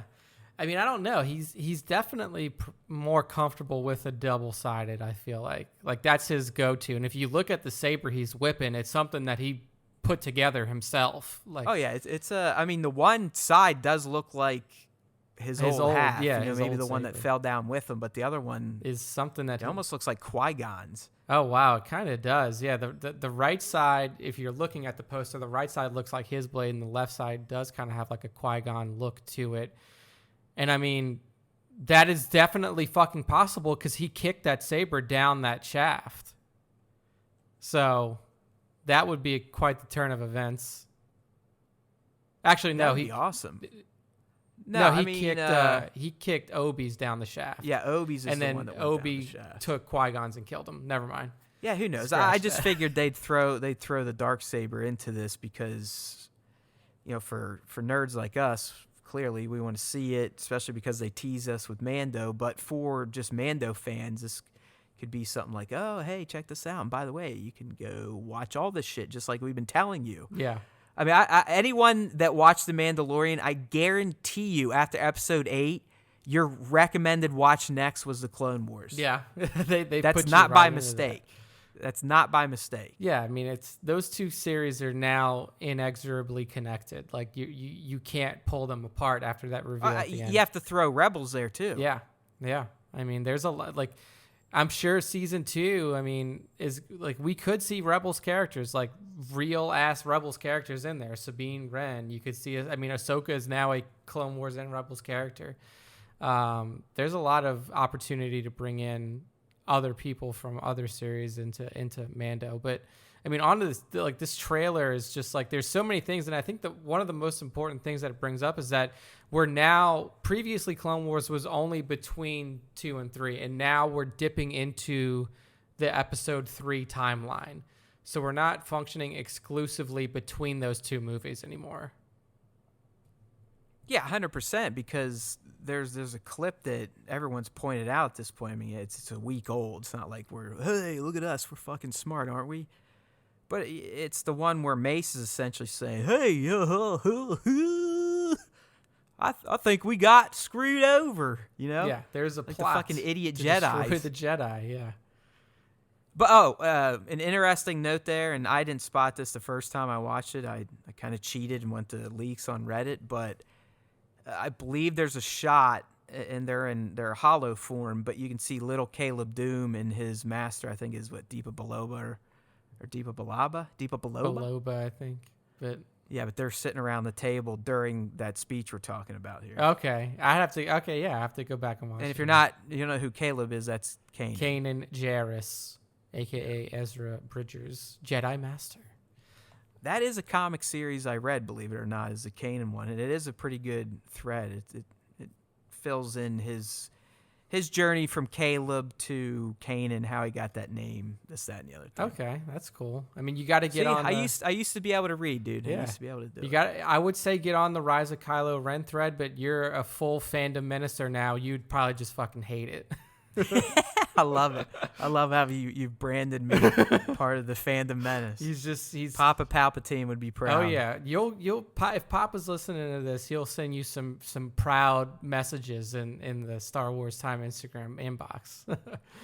But yeah, man, I mean, like there's so many good things in this trailer. I mean, you get the Maul reveal, you get to see Ahsoka working with Bo-Katan to possibly help take back Mandalore. You get to see. I think that's a foregone conclusion because, I mean, they show it. Yeah. I mean, they fucking shake hands, and I believe one of the end scenes you have Darth Maul and Ahsoka about ready to duel in what would have been Duchess Satine's old chamber. Oh yeah, absolutely. And I mean, other good things here is that there, like you brought up to me, Matt, pre-cast, like there seems to be a scene where Ahsoka is given a new squadron, like, Yeah, I mean, these dudes with the orange buckets on their head, I think Rex is going to be involved. Clearly, she's going to team up with the Republic again. I mean, she gets her lightsabers back. Yeah, if she comes back. And they're blue, they're different colors, so they're new, and I think Anakin gives them to her. So, that's probably one of the more interesting things to think about is what's her capacity going to be? Is she going to rejoin the Jedi? Yeah, like is she just coming back purely as a commander to fight, against the CIS, or does she rejoin the Jedi Order? Which honestly would be pretty huge. Yeah. Honestly. Because her disillusionment with the Jedi continues all the way through Rebels, so you just assume that, before seeing this and before even knowing that we were getting a final season of Clone Wars, you just assume that her disillusionment with the Jedi just continued from where it left off in the last final season. And now clearly, I mean, if she does rejoin, clearly something awful happens again. Yeah, I don't. She was very, very pissed when we meet her again in Rebels. Yeah, and like, who the fuck knows? Like, maybe this is just like a retcon, and they just write that off as like, oh, I'm still pissed at the Jedi even though I rejoined them. Like, well, it's like people did bring up another timeline issue here. We see a shot of fucking Padme and Anakin clearly knowing each other, they're pregnant. Yeah. And that's one of those things where, like, now that we're dipping into episode 3 timeline, which is confirmed, like, it's confirmed by that speech that Mace gives, I sense a plot to destroy the Jedi. Like, that is from 3. And we just have to see how far. Which honestly, dude, I love. Like, if this show is going to fill in gaps in Revenge of the Sith for me and show why Anakin could have made that turn in Palpatine's chamber there, bro, I'm all for it. It's gonna be it'll become the new Revenge of the Sith for me. Yeah, it's gonna be weird because if you want to talk about a movie that holds a pace in terms of Star Wars, like, Revenge of the Sith holds a pretty decent pace too, because, like, after they fucking land, shit happens. Bam, bam, bam, bam, yeah, bam. They make major concessions on the story. That's why I've always said it's my least favorite, because his turn is not earned, because kind of like the opening of Tross, nothing is really delved into. It's just, hey, here it is, accept it, eat a dick. Yeah, like it moves. Really, I mean, quickly. to me, is essentially like George was like, hey, you guys know he's gonna be fucking Darth Vader anyways. Does it really matter? Fuck it. It's like, fuck it. You don't need a great reason to do that. But hey, look, he was literally 5 minutes earlier, he was committed to arresting this man and taking him to justice and doing the right thing. And then all of a sudden, when his homeboy is ready to take him out, kind of like Anakin style of justice, he gets all like, oh, yeah, just kidding. Oh, you can't be hurting him. I know he's evil, but hey, he did lie to me and say he could fucking teach me how to save lives. So fuck it. Yeah. There we go. Yeah, and the one thing that you did call out about this is you're like, Anakin looks angry the whole time, which he should. Fuck yeah. So. And honestly, he wouldn't have any doubts about cutting off Mace's hand if you've seen the Clone Wars. Yeah. Because Mace is the biggest dick. Yeah, Mace hates Mace Anakin. and Yoda are assholes. Yeah. To Anakin, but Mace really does not like Anakin. Yeah, Mace was essentially against bringing this kid on as a Jedi from the very beginning. And right, but you can't tell me you watch that scene and you don't sit there and go just like, no. The Anakin in this movie would not have just fucking done that. Like, I get it, sure, he wants to learn the secret, but no. Yeah. It made no sense. It was a little weak, for sure. But anyways, yeah, I mean, this trailer, it gives us everything that we were hoping we were going to see. It sets up nicely for a release that's less than a month away, and like it brings us the two characters that we had the most intrigue on. It's Maul and it's Ahsoka, and apparently we're getting a fucking straight up showdown between those two. And then we're also diving into episode 3 timeline, at least just a little bit. So. You want to do predictions for their fight? The Ahsoka Maul fight? Oof, right. Man, I think... Let's see. I've got one of two outcomes, I think it'll go. Neither one of them are really going to get... I think that, if anything, Ahsoka is going to fuck up Maul. Not, yeah, I was going to say, yeah. Like, not, maybe not cut his fucking legs off, fuck up, but, like...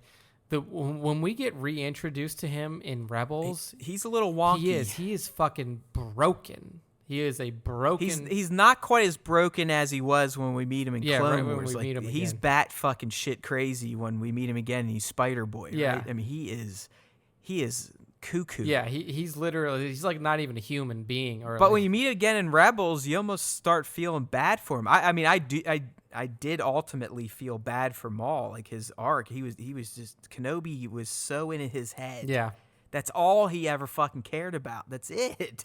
And everything he did ultimately was to get back at Kenobi. Yeah, I mean, that was through the entirety of his arc for Clone Wars. Like, when he sees Obi-Wan Kenobi as him and Savage Opress fighting him, he's like, we need to kill this motherfucker.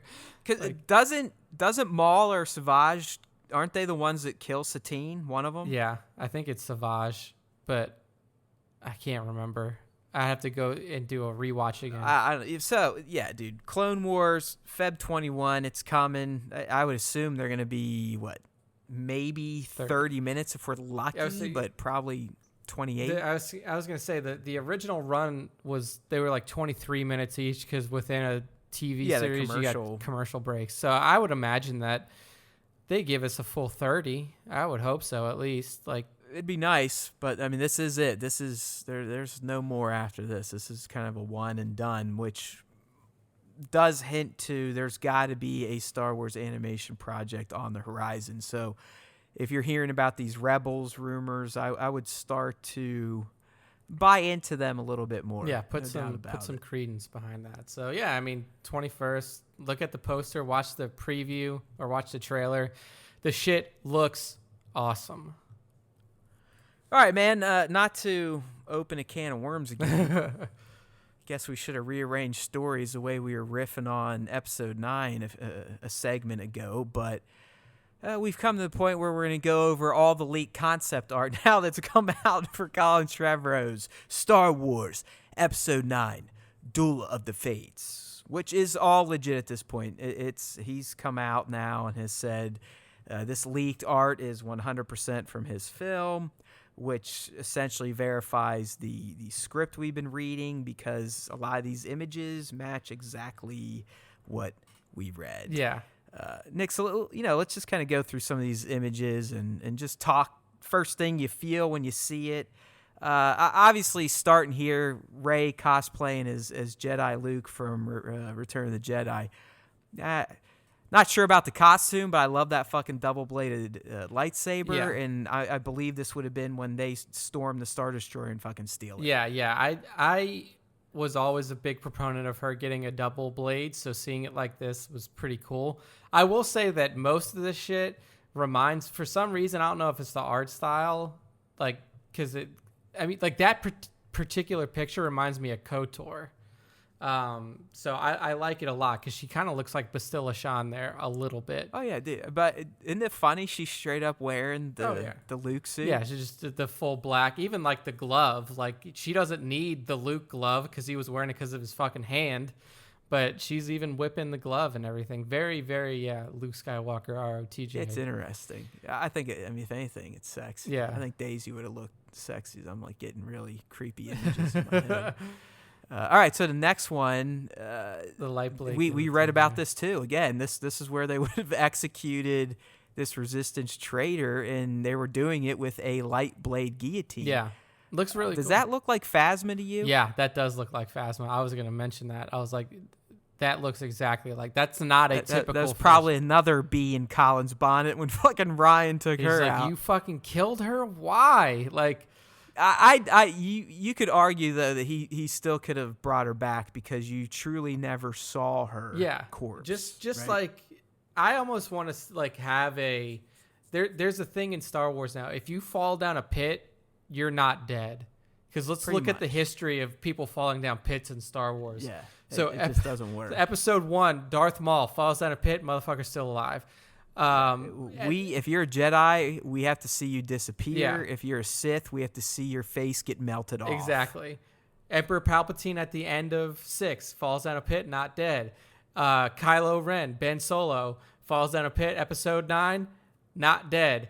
Boba Fett in old canon literally falls into a Sarlacc pit, not dead. So she could definitely still be alive. Yeah, I mean, I like this. It's a cool shot. I think it would have been a cool scene because this is like low-level Coruscant action. Yeah. Like it's again, it's like controlling the populace, you know. Oh yeah, he's in his oranges, looking good, gonna lose his head, Yeah. digging it. Yeah, like it. We get Ray here, kind of doing the old, meditative pose, floating, training with Luke on a plant called Korlev. Yeah.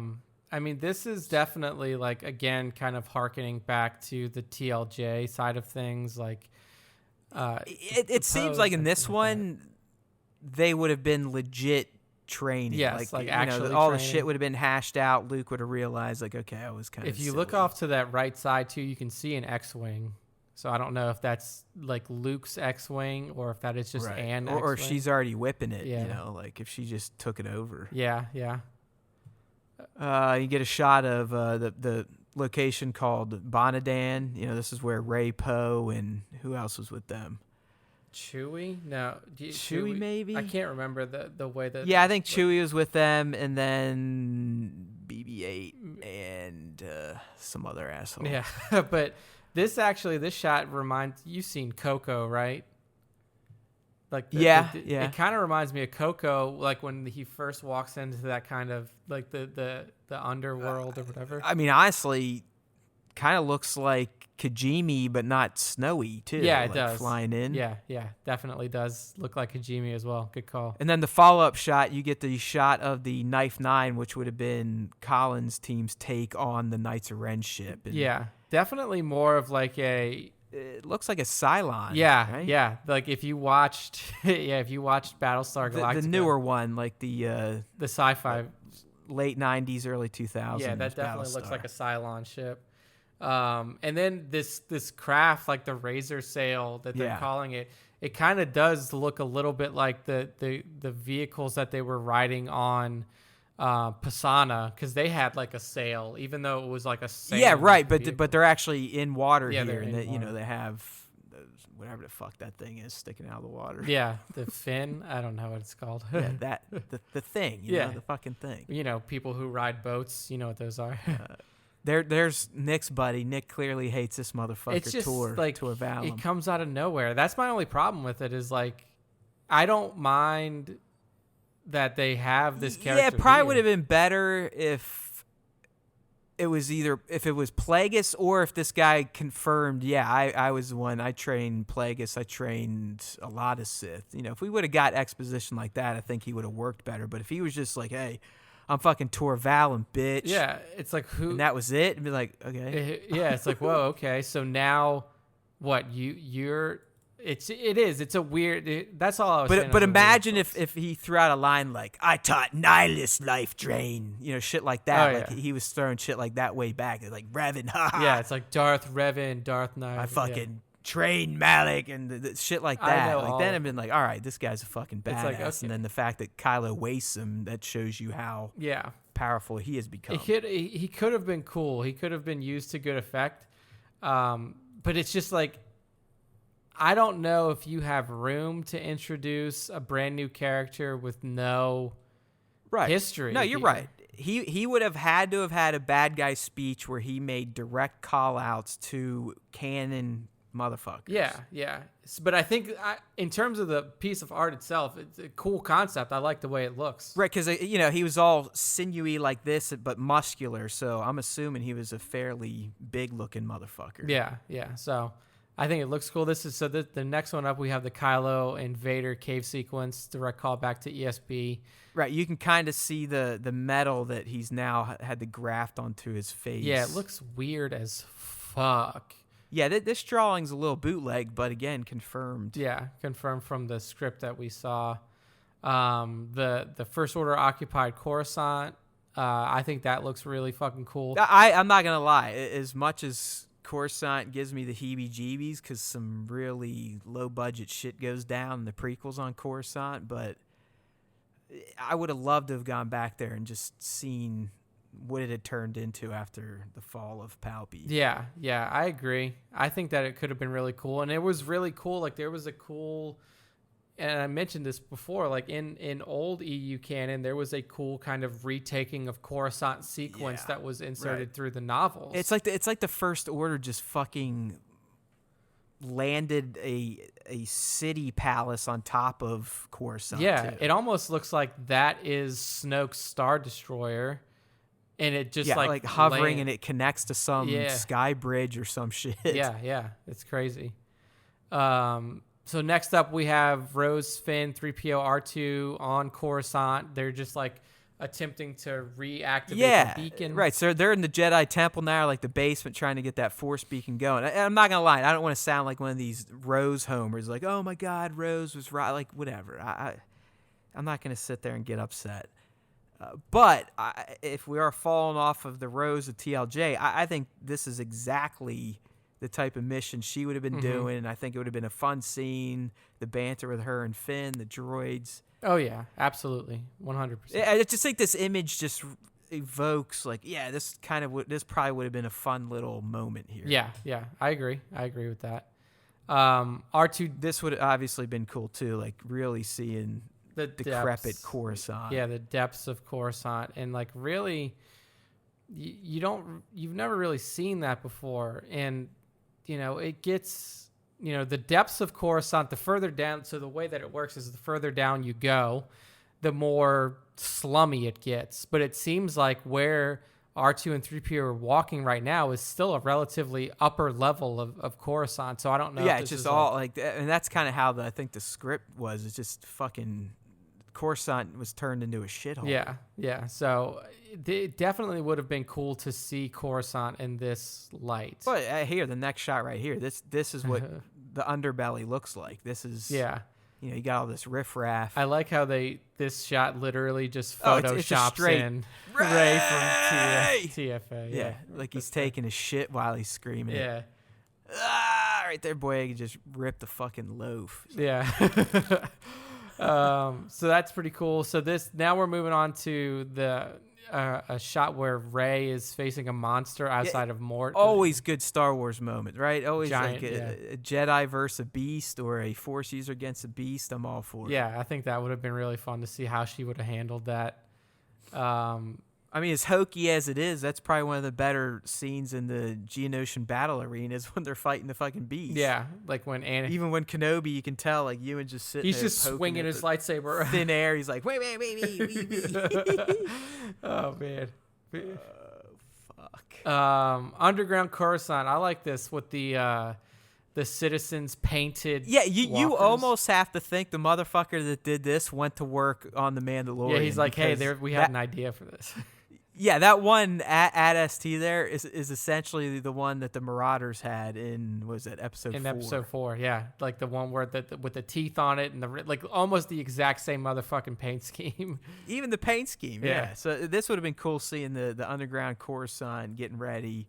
They have all these old Imperial machines still. Yeah. War machines, that is. Yeah, defected stormtroopers and Coruscant citizens cheer around. Yeah, here's a great one. I mean, you got a new type of walker. Looks like all-terrain transport walker for the bad guys, and then you get to see kind of these Mad Max-style chicken walkers. Yeah, and then the next one That would have been an epic battle, man. I mean, it would have been very ROTJ, but sans Ewoks, you would have had essentially bums and homeless people. Yeah, you would have had fighting. like a bunch of people with essentially the same thing. Like you would have people with like sticks or like, fucking brooms. Yeah, bullshit. Yeah. Pipe bombs, whatever. Yeah, Molotov cocktails and stuff. It would have been cool. It definitely would have been a cool battle scene to see.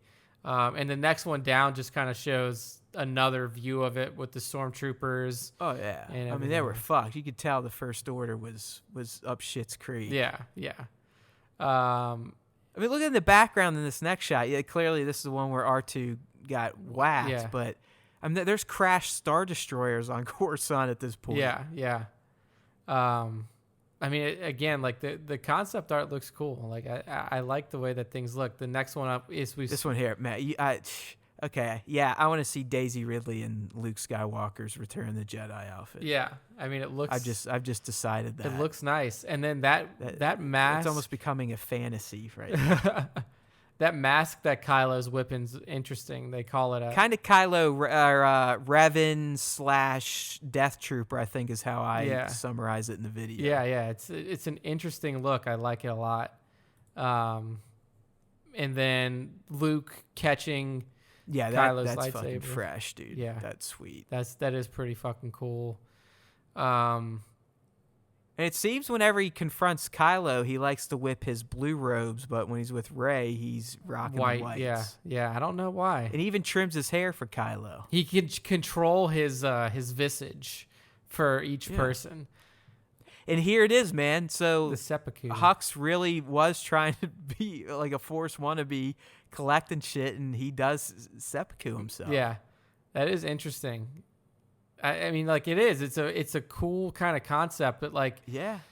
so the way that the structure. So like, how did that break out then? Like he's the Chancellor of the First Order, and then Kylo's just hanging out. Is he still Supreme Leader? Is that what it is? Like, Yeah, I mean, Kylo's still like the big boss, but you know he's out trying to find Mortis and shit. He knows that that's the real power. He doesn't give a fuck about warships and war machines and AT-STs. yeah.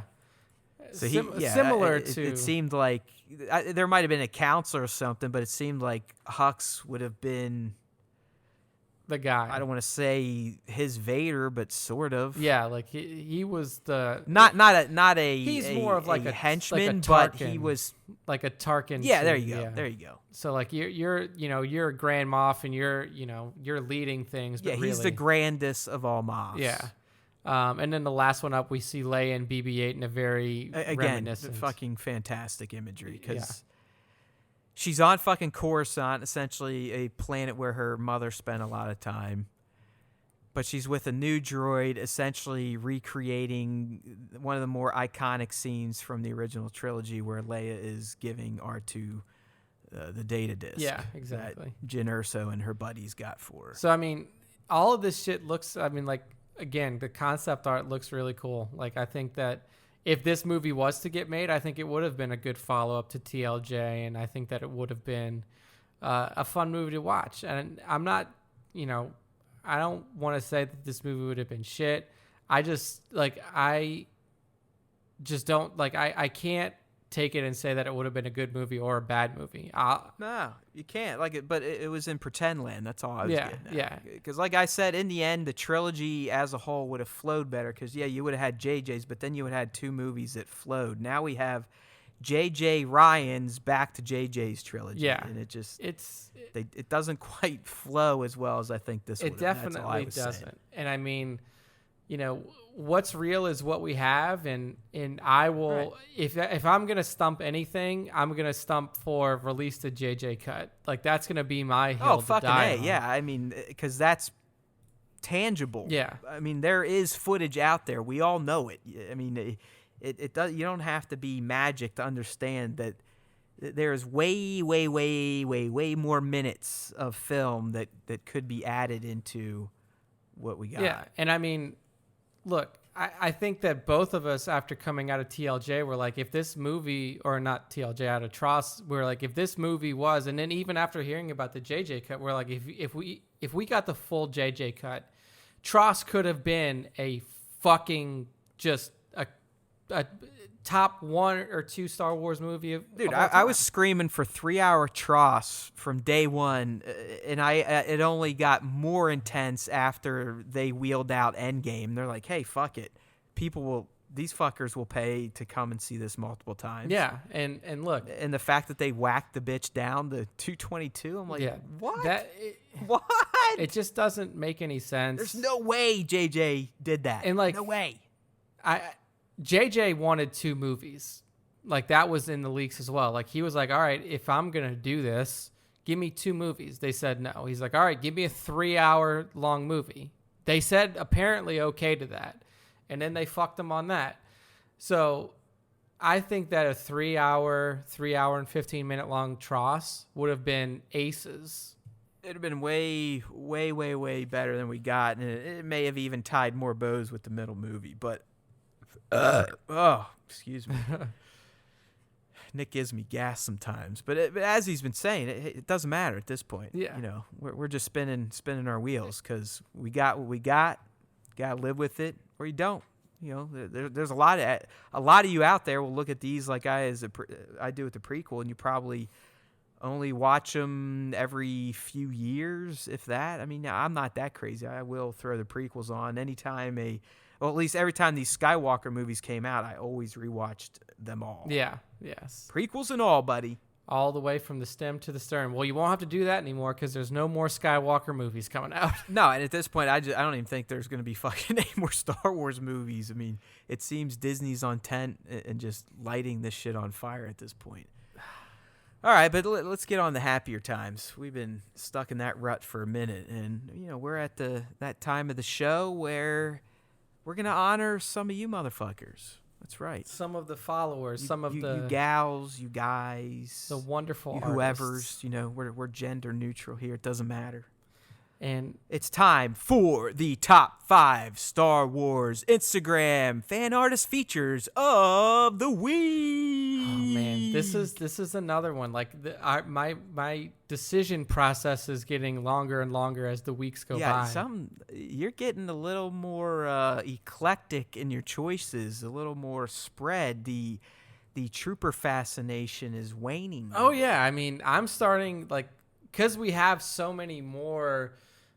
Pieces of art that Matt's sharing, and there's so many different genres. Speaking of that, dude, I was this weekend. I was like, oh, thank God, my folder's back down to 20 or so. That's manageable. It's at 50. Just every day is a refill.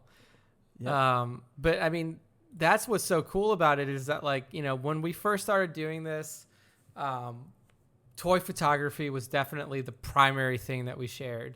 And now we have so many, traditional art pieces, digital art pieces, sketches, vector art, so many different I'm sorry, styles. dude. My personal Instagram could be one of the perviest things ever. Matt, I just pulled it up because I'm getting ready to, do toy some research during the segment. Yeah. It's literally like fitness models taking pictures of themselves. Matt follows. What Matt does is he goes on his personal Instagram. He types in #buttmodel.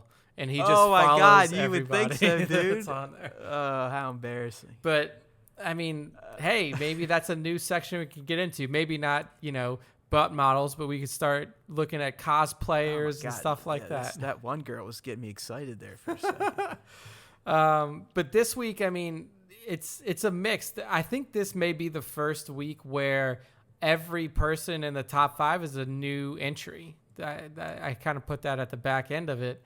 But I think that this week is the first time that we have new people for all of the. Dude, before we get into this, I don't know if you've been seeing this because I don't think he tags you.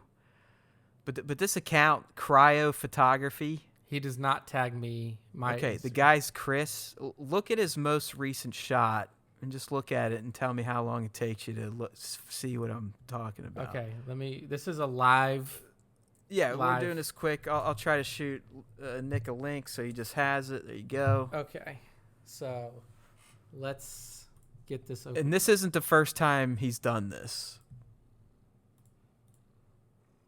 You see anything? Oh, yeah. He's got a little bit of, what Greg whips out there. Okay. All right.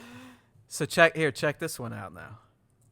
So this is becoming a theme, and just like Star Wars Black Series 2019 gets his talking time on IG, Cryo Photography is now going to get some because of stuff like this. Oh, wait, this one? This, to me, and to Nick, again, this is why we do what we do. This is some fucking awesome shit. Stuff is as simple and as sweet as this stuff is why we do it. This is my favorite one, Nick. This will be the last one, then we can move on. Wow. So the other one I just showed Nick, Chris did essentially, imagine the First Order Star Destroyer getting blown up and then someone with a magnifying glass focusing on some of the chaos. Yeah. Within it, you could see troopers floating around, and one of the dude has an iPod and our show's on. Yep. The most recent one, again, you have 2 First Order Stormtroopers kind of holding like a flip phone with our logo on it. Yep, with the podcast. And one of the first ones I saw, it's troopers sitting around. They're like hanging out. They're sitting in chairs, and one homeboy's got our website up on his laptop. Literally, episode 91 of the podcast. Wow. I mean, this is fucking fantastic. Okay. So, hey, Cryo, start tagging at that Nick Yes, C yes. when you drop these gems out there, brother, because these are fantastic. I love it, man. You are a true gentleman, and really, you're becoming one of my favorite people to interact with on here. I mean, he's even pumping some of my Haywood Pop stuff. He's just good guy, great fan. This is why we do what we do. That's awesome, man. Thank you for showing this to me. But yes, I had to mention that because I don't think you were getting it, because I sometimes steal the tags, so you don't know we're getting tagged on Star Wars Time Show. Yeah.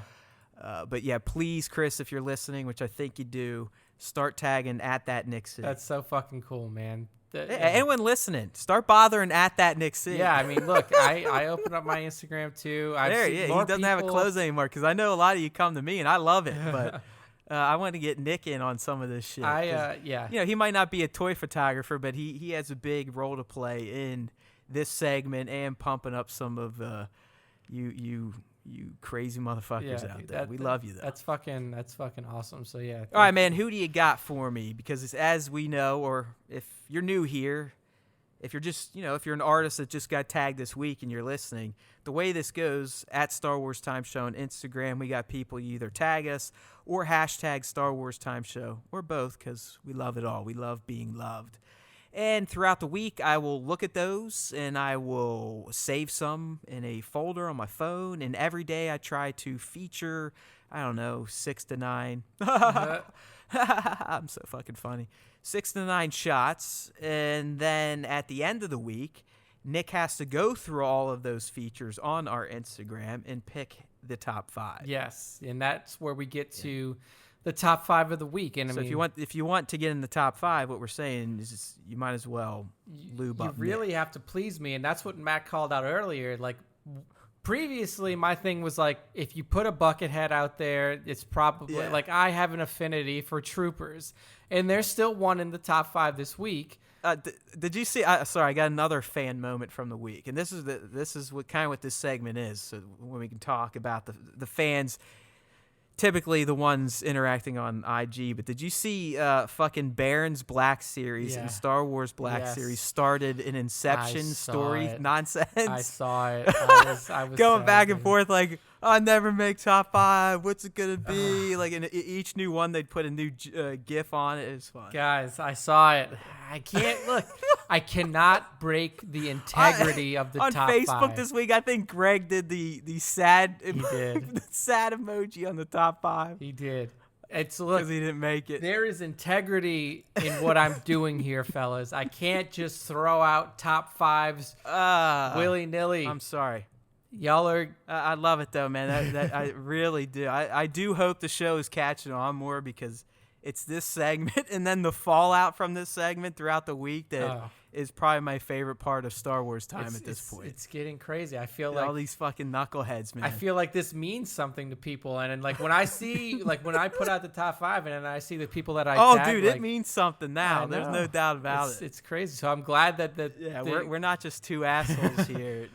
We still are, but now we've got even more assholes listening. Yeah, I know. To it's like us, that so. fucking. It's like the scene in Spaceballs where. Yeah. They're like, man, why am I knew I was surrounded by assholes. Like, it's exactly what we got going on here is the Spaceballs fucking reference. Oh, my God. Yeah, dude, it's great.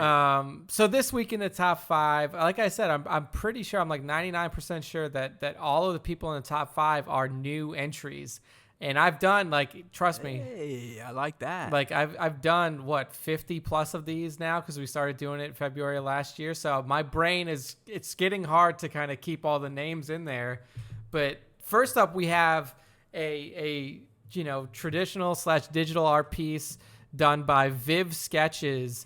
And it is of the redeemed Ben Solo from. I want this. I want this movie. I want this cartoon. I want this Ben Solo. Yeah, dude. Because this is the scene in Tross where, Rey and Ben have their moment right as she's about to strike down the Emperor, where they force hand off the lightsaber, and then you see Ben kind of pulling it from his back, and another really cool rendition of Ben in the top right where you see a close-up of his face. I mean, he just look at this guy. I would make out with this Ben Solo. I mean, yeah. Like I love her. I love her line here too. Viv sketches. Y'all better unfollow me now because I'll never give up on Ben Solo. Yeah, no, huge fan. Like I obviously was lucky to. I think she might have showed up in Star Wars Time Shows Explore. Okay, yeah. Because I've been hitting that now. Just again, I'm always looking for new Star Wars stuff. I love the art. I love the photography, custom shit, whatever. I mean, I'm here to share that with you, other Star Wars nuts. There's always time for Star Wars time, right? Right. Indeed. So I found her and obviously scrolled through her feed and found the shot that I wanted to lead with. Obviously, she's marked now, and I will be following her career with great interest, as I like to say. Yes. But dude, I mean, just it's kind of that Disney style. I'm starting to find that there is a lot of fantastic female Star Wars artists, Disney artists, or Disney-inspired artists out there that, I mean, they are putting out some flawless looking work, and this stuff that Viv's doing is God. Yeah. Like I said, if you don't like JJ's version of Tross, re-release it as this animated version. Yeah, and look, we had a shot last week that was again just fucking like a perfect Disney rendition of that final scene where Ben is essentially becomes one with the Force. And I mean, speaking of fantastic female Star Wars artists, I mean Viv. At Viv Sketches, VIVSKETCHESS on Instagram. She has a huge following already, 20,000 followers. So, I mean, fantastic work, but her feed is just a killer, full of fantastic Star Wars art, fantastic Disney-inspired art, everything. So give her a follow. But next up is another female artist that's doing some really good stuff with Star Wars and other properties as well. And this is, I'm gonna butcher this name, and if you're listening to the podcast, please tell me how to say it. Uzuri, Uzuri. I'm gonna assume it's Uzuri. Dude, I think that was pretty fucking good. Yeah, Uzuri Art on IG. I was just gonna go with Uzi. Uzi, yeah. You could say that for short, but she has another absolutely just beautiful. Like this to me could almost be hung in the Church of Star Wars. Yeah. Like if you have the Church of Star Wars, Latter-day Skywalker. Yeah, like if this is almost like if you have like the stations of Ben Solo, where this is the final. The Catholic Church that's has exactly it, dude. Stations of the Cross. This is. I think probably only Catholics will understand that, Yeah. but that is exactly it. I mean, dude, it's fantastic, and it's what happened essentially. Yeah. Because in the movie, you do not see Leia's physical form disappear until Ben dies, and that's what this art is depicting. It's Leia lifting up her son's Force spirit and taking him off to the good place. It's beautiful. I mean, like it's a beautiful piece of art that like you said, perfectly depicts what you're seeing in the film. And I mean, Uzuri Art does not have a big following, 270 followers. I mean, this girl, if you scroll through her feed, though, I mean, Holy shit. it's nuts. Like if you scroll through her feed, she's got many different focuses, many different things that she likes to draw. But like, whether it's, Street Fighter, there's a Chun-Li, there's Star Wars, there's Marvel, there's, DC with Wonder Woman. I mean, this girl is a fantastic artist, and really, this shot that we have shared is just one of many excellent ones that we see on her feed. So make sure to go give her a follow at Uzuri Art, UZURIART on Instagram. I mean, I don't know what else to say about this except this is this is the soul of that moment in Tross. Yeah, like I said, man, if there's a Star Wars church, this is hanging in it somewhere. Yeah, 100%. So at Uzuri Art on Instagram. Well done, ma'am. Next up, we have. I will admit freely that when I saw this shot, I was like, "Oh, this is a Everything Kylo shot. Like this has the hallmarks of an Everything Kylo shot." Like, hey, speaking of Jesse, yeah, he's finally back. I mean, he took some time off. He was working on a project. He was kind of building his own diorama because he's a manly man. And he's not like me, where I have to fucking pay big money to have people make it for me, like Dagobah Customs. Yes. But he's like made this elaborate diorama set, and he finally popped up again. He shared a new shot. I think he tagged me in it because I. Oh yeah, I I mean, liked it. don't worry, don't worry, Jesse. If you're listening, it's gonna get featured at some point. I don't know if the diva over here is gonna pick it for top 5, Again, but it's gonna get featured. This don't is worry. a segment of integrity. Okay, there is no amount of begging or dollars. Yeah, that can and don't come at me. influence This ain't my doing. I mean, I passed this shit off to Nick because I knew what this would turn into. I wanted him to get all Matt the would fucking never ass be able to kickings. get down to 5. I don't think.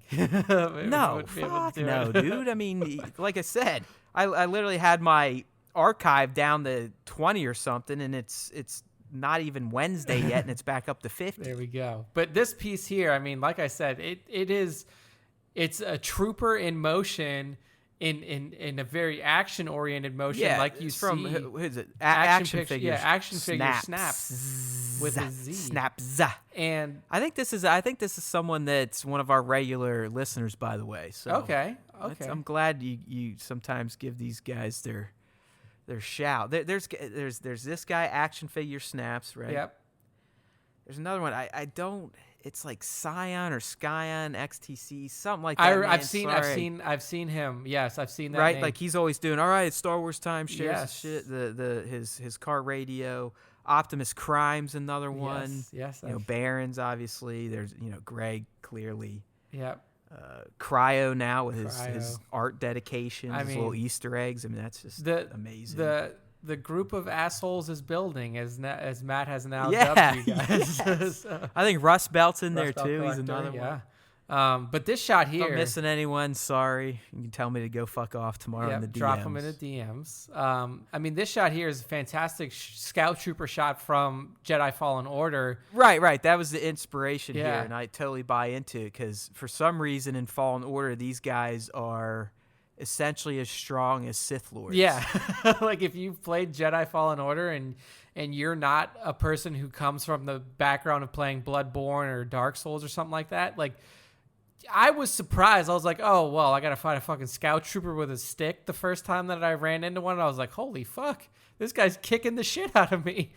Yeah, dude. But don't even get me on the fuckers on Dathomir. Oh, yeah. Those guys might as well be end game bosses. yeah. The Knight Brothers can be a bit of a pain in the ass the first time you end up there. But I mean, this shot's so fucking cool. Like, I love the background that he chose for it. So this is clearly probably on Zepho if we're putting it in the Jedi Fallen Order world. And this is, I mean, it looks like an Everything Kylo shot because this is the kind of shit that Jesse's good at, is like capturing troopers in motion. The action pose. Yeah. Like that's why we call him. He's Jesse, Action, Jackson, everything got Yeah. I mean, and this is Goat number 1 boy. That's his full name. There we go. You put the number 1 on there, and I know that Sir Dork is an avid listener, so he. Well, I do think everything was the first one we labeled Goat. Yeah, we said this a while ago. I mean, that there are goats. Yeah. I don't know if we'll ever add more because of what Nick just said. It got into, okay, who's 1A, who's B, and then they just became the goats. Like I said, we just need I think they're just the goats. We need a running Mount Rushmore, because I think that we like composed a Mount Rushmore like 2 or 3 episodes ago. That's what we need. We need somebody out there who's well. I think we're talking about 2 different Rushmores then, because we almost need the Star Wars time fanboy Rushmore and hopefully girl Rushmore, and then just straight up toy photography pimps. Yes, Rushmore. Yeah, the toy photography pimps. I mean, we've gone over it. You have Papa Palpatine. You have Everything Kylo. You have Sir Dork. You have like 1/6.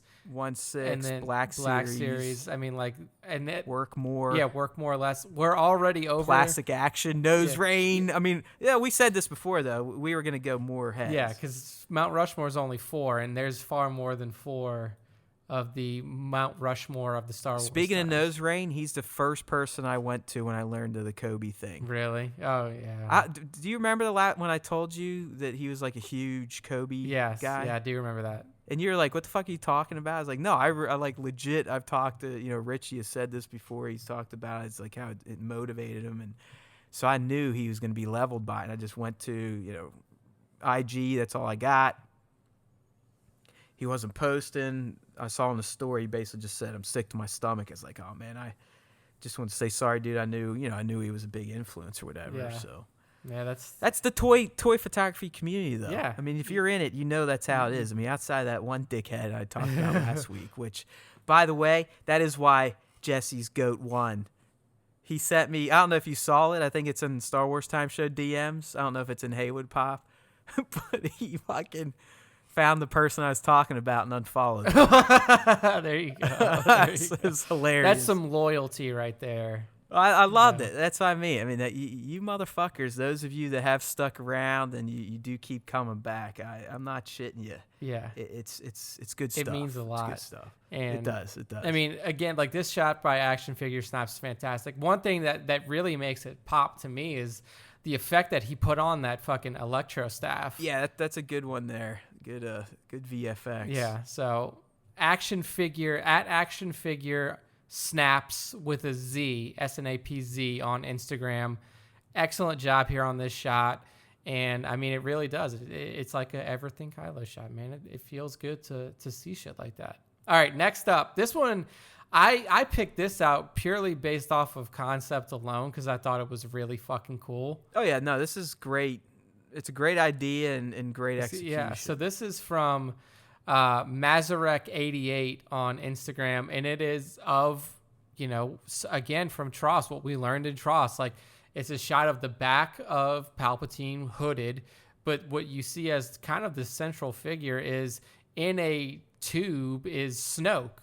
So, like, this is giving credence to that line that Palpatine said at the beginning of Tross, that he created Snoke, and then we go on to see just multiple versions of Snoke in this fucking Bacta tank or whatever that was on Exegol. So I thought that this was a really fun shot that Mazarek88 cooked up here, really portraying. Yeah, I think this is all practical too. I mean, Yeah. lighting, smoke. I wonder what the tube was he kept the clone boy in. Yeah. I just thought, it's really fucking. But cool. I do like the pose on Palp. It's kind of like that Frankenstein, like my creation type of shit. Yeah, exactly. Rise. Yeah. Rise. Lord Vader. It's good, dude. It's a good. That's also, I like how Palpatine just starts talking like a creep too. I know. I love it. Like when he gets all wrinkly, just immediately. Like you had a couple of little bites. No, even when Mace is wagging, he's like, no, you will die. Just like, yeah, man. That dark side will fuck you up. Every part of you. But yeah, man, I really like this. I like the concept. I like the thought put behind it and execution here by @Mazarek, Maza. Yeah, I'm always a big REK fan 88. of just people that kind of take things to the next level a little bit with the creativity. Yeah. This is unlike me, where I'm just kind of the one trick pony, find a random background and hopefully something will stick. Never would I sit here and go, hey man, I find a fucking tube, put some water in it, jam my Snoke figure in there. And there you go. Yeah. Nope, not me. Like if it's not just obvious, I can't do it. I think that's the next level. It comes at the next iteration. Like that's when you get to the next 5 years. Maybe I'll figure that out. So @Mazarek, Mazarek 88 on Instagram. Well done, sir. Next up is another one. Is another kind of cool concept here by Badger Mans Toys. Badger _Mans _toys. And yeah, this is a straight up scene from Clone Wars, isn't it? Yeah, there was a scene. The Mortis, yes, right? Yes, in the Mortis arc, I believe. And it's so in the background you have the visage of Darth Vader kind of flanked by smoke, and then in the foreground you have Anakin Skywalker who's standing there. Both toys, by the way, both figures. Yes, so not like any kind of digital effect for Vader. I do believe the smoke's digital, but I think it's really cool. It is like a depiction of something that we've seen and it was only for like a very brief moment too that we saw. Oh yeah, I'm almost 100% positive it's when he's on Mortis and I don't know if it's after the brother kills the sister and the dark side is starting to surge. Yeah, to permeate. But yeah, he essentially, I don't even know if it's the father who essentially says, "Oh, you're gonna turn me down? Well, here you go. Here's some fucked up shit. yeah, it's like, here's what is your future. This is what your life's gonna be now." Yeah. But I thought this was a cool and Yeah, being recreated with toys, it just grabbed my eye right away, and I think Badger Man is fairly new. yeah, I think so. Yeah, 256 and only 45 posts. So Yeah, so he's a pretty new account here.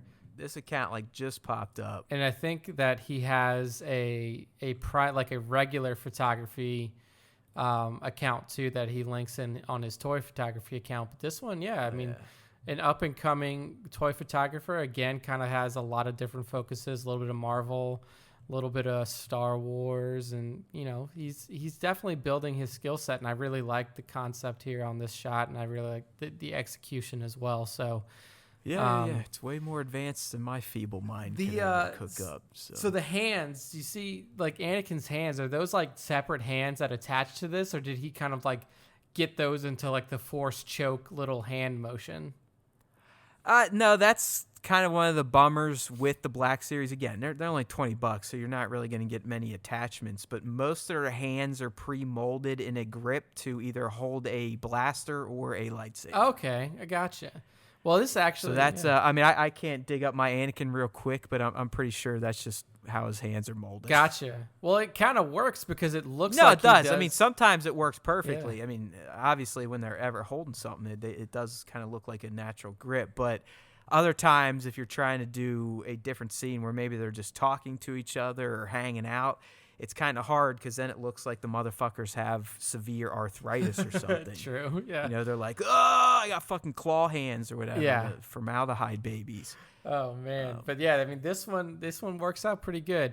So this... That's a good looking, that is a good Anakin figure, by the way, because it's a re-release of the Black Series Anakin, which was kind of derpy. Yeah. But became super expensive on the black market because you couldn't get them anymore. So they just did this archive release this year, and they, again, with this new digital face paint shit Hasbro does, this Anakin is money because you do get two heads, and you very rarely get multiple heads with the Black Series. Yeah, I think if you look on Badger Man's feed, his next shot right after the one that we featured is using the other head, I think. Right, it's not as cracked out looking. Yeah, it's definitely Anakin not doesn't as look as strung out. Yeah. Oh, man. So...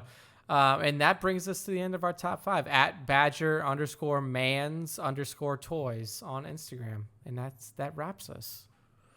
All right, man, that's always a good time. I like, sometimes we get this segment, it jogs my memory of the week prior, just interacting with the fans. So it's always fun to just kind of share some of those stories. So, hey, if you want to get on the show, even if it's not top 5, like I've been telling Greg, Baron, Spencer, all the other people that get upset, it's not just about the top 5. I would rather just become part of the show than potentially getting featured in the top 5. Yes, it's prestigious. Nick is a connoisseur of toy photography. What he says carries a lot of weight. But so does the Star Wars Time show. So, if you become a character, if you become a recurring theme, someone we talk about, I think that's okay too. If that's something that sounds like fun to you, or just potentially get in the top 5, you know what you need to do at this point in time. It's time for the dance. Let's go. StarWarsTime.net. Say it with me, StarWarsTime.net. It's not that hard. I'm not a huge fan of the .net, but it is what it is. If you go to .com, I think you can go buy some fucking chewing tobacco or some dumb shit. Fuck you, domain squatters. Eat dicks. Anyway, StarWarsTime.net. You can find all of our content because we do more than just a podcast. We've got a YouTube channel, and I try to get at least a video or 2 out a week. You can just subscribe to that from the website or youtube.com/Star Wars Time Show. You can find our little fun channel over there. You can also subscribe to the podcast at StarWarsTime.net. I think I've got too much spit in my mouth. I'm starting to... But we got easy links there. Subscribe to the podcast right there at the top. If you're on mobile, hit the hamburger menu. And I'm telling you, we've got your platform. If we don't, fuck you in your platform. All right? Because there's always time for Star Wars time. And the best way to stay with your buddies throughout the week when we're not talking to you through whatever listening device you are now consuming our lovely stupid voices.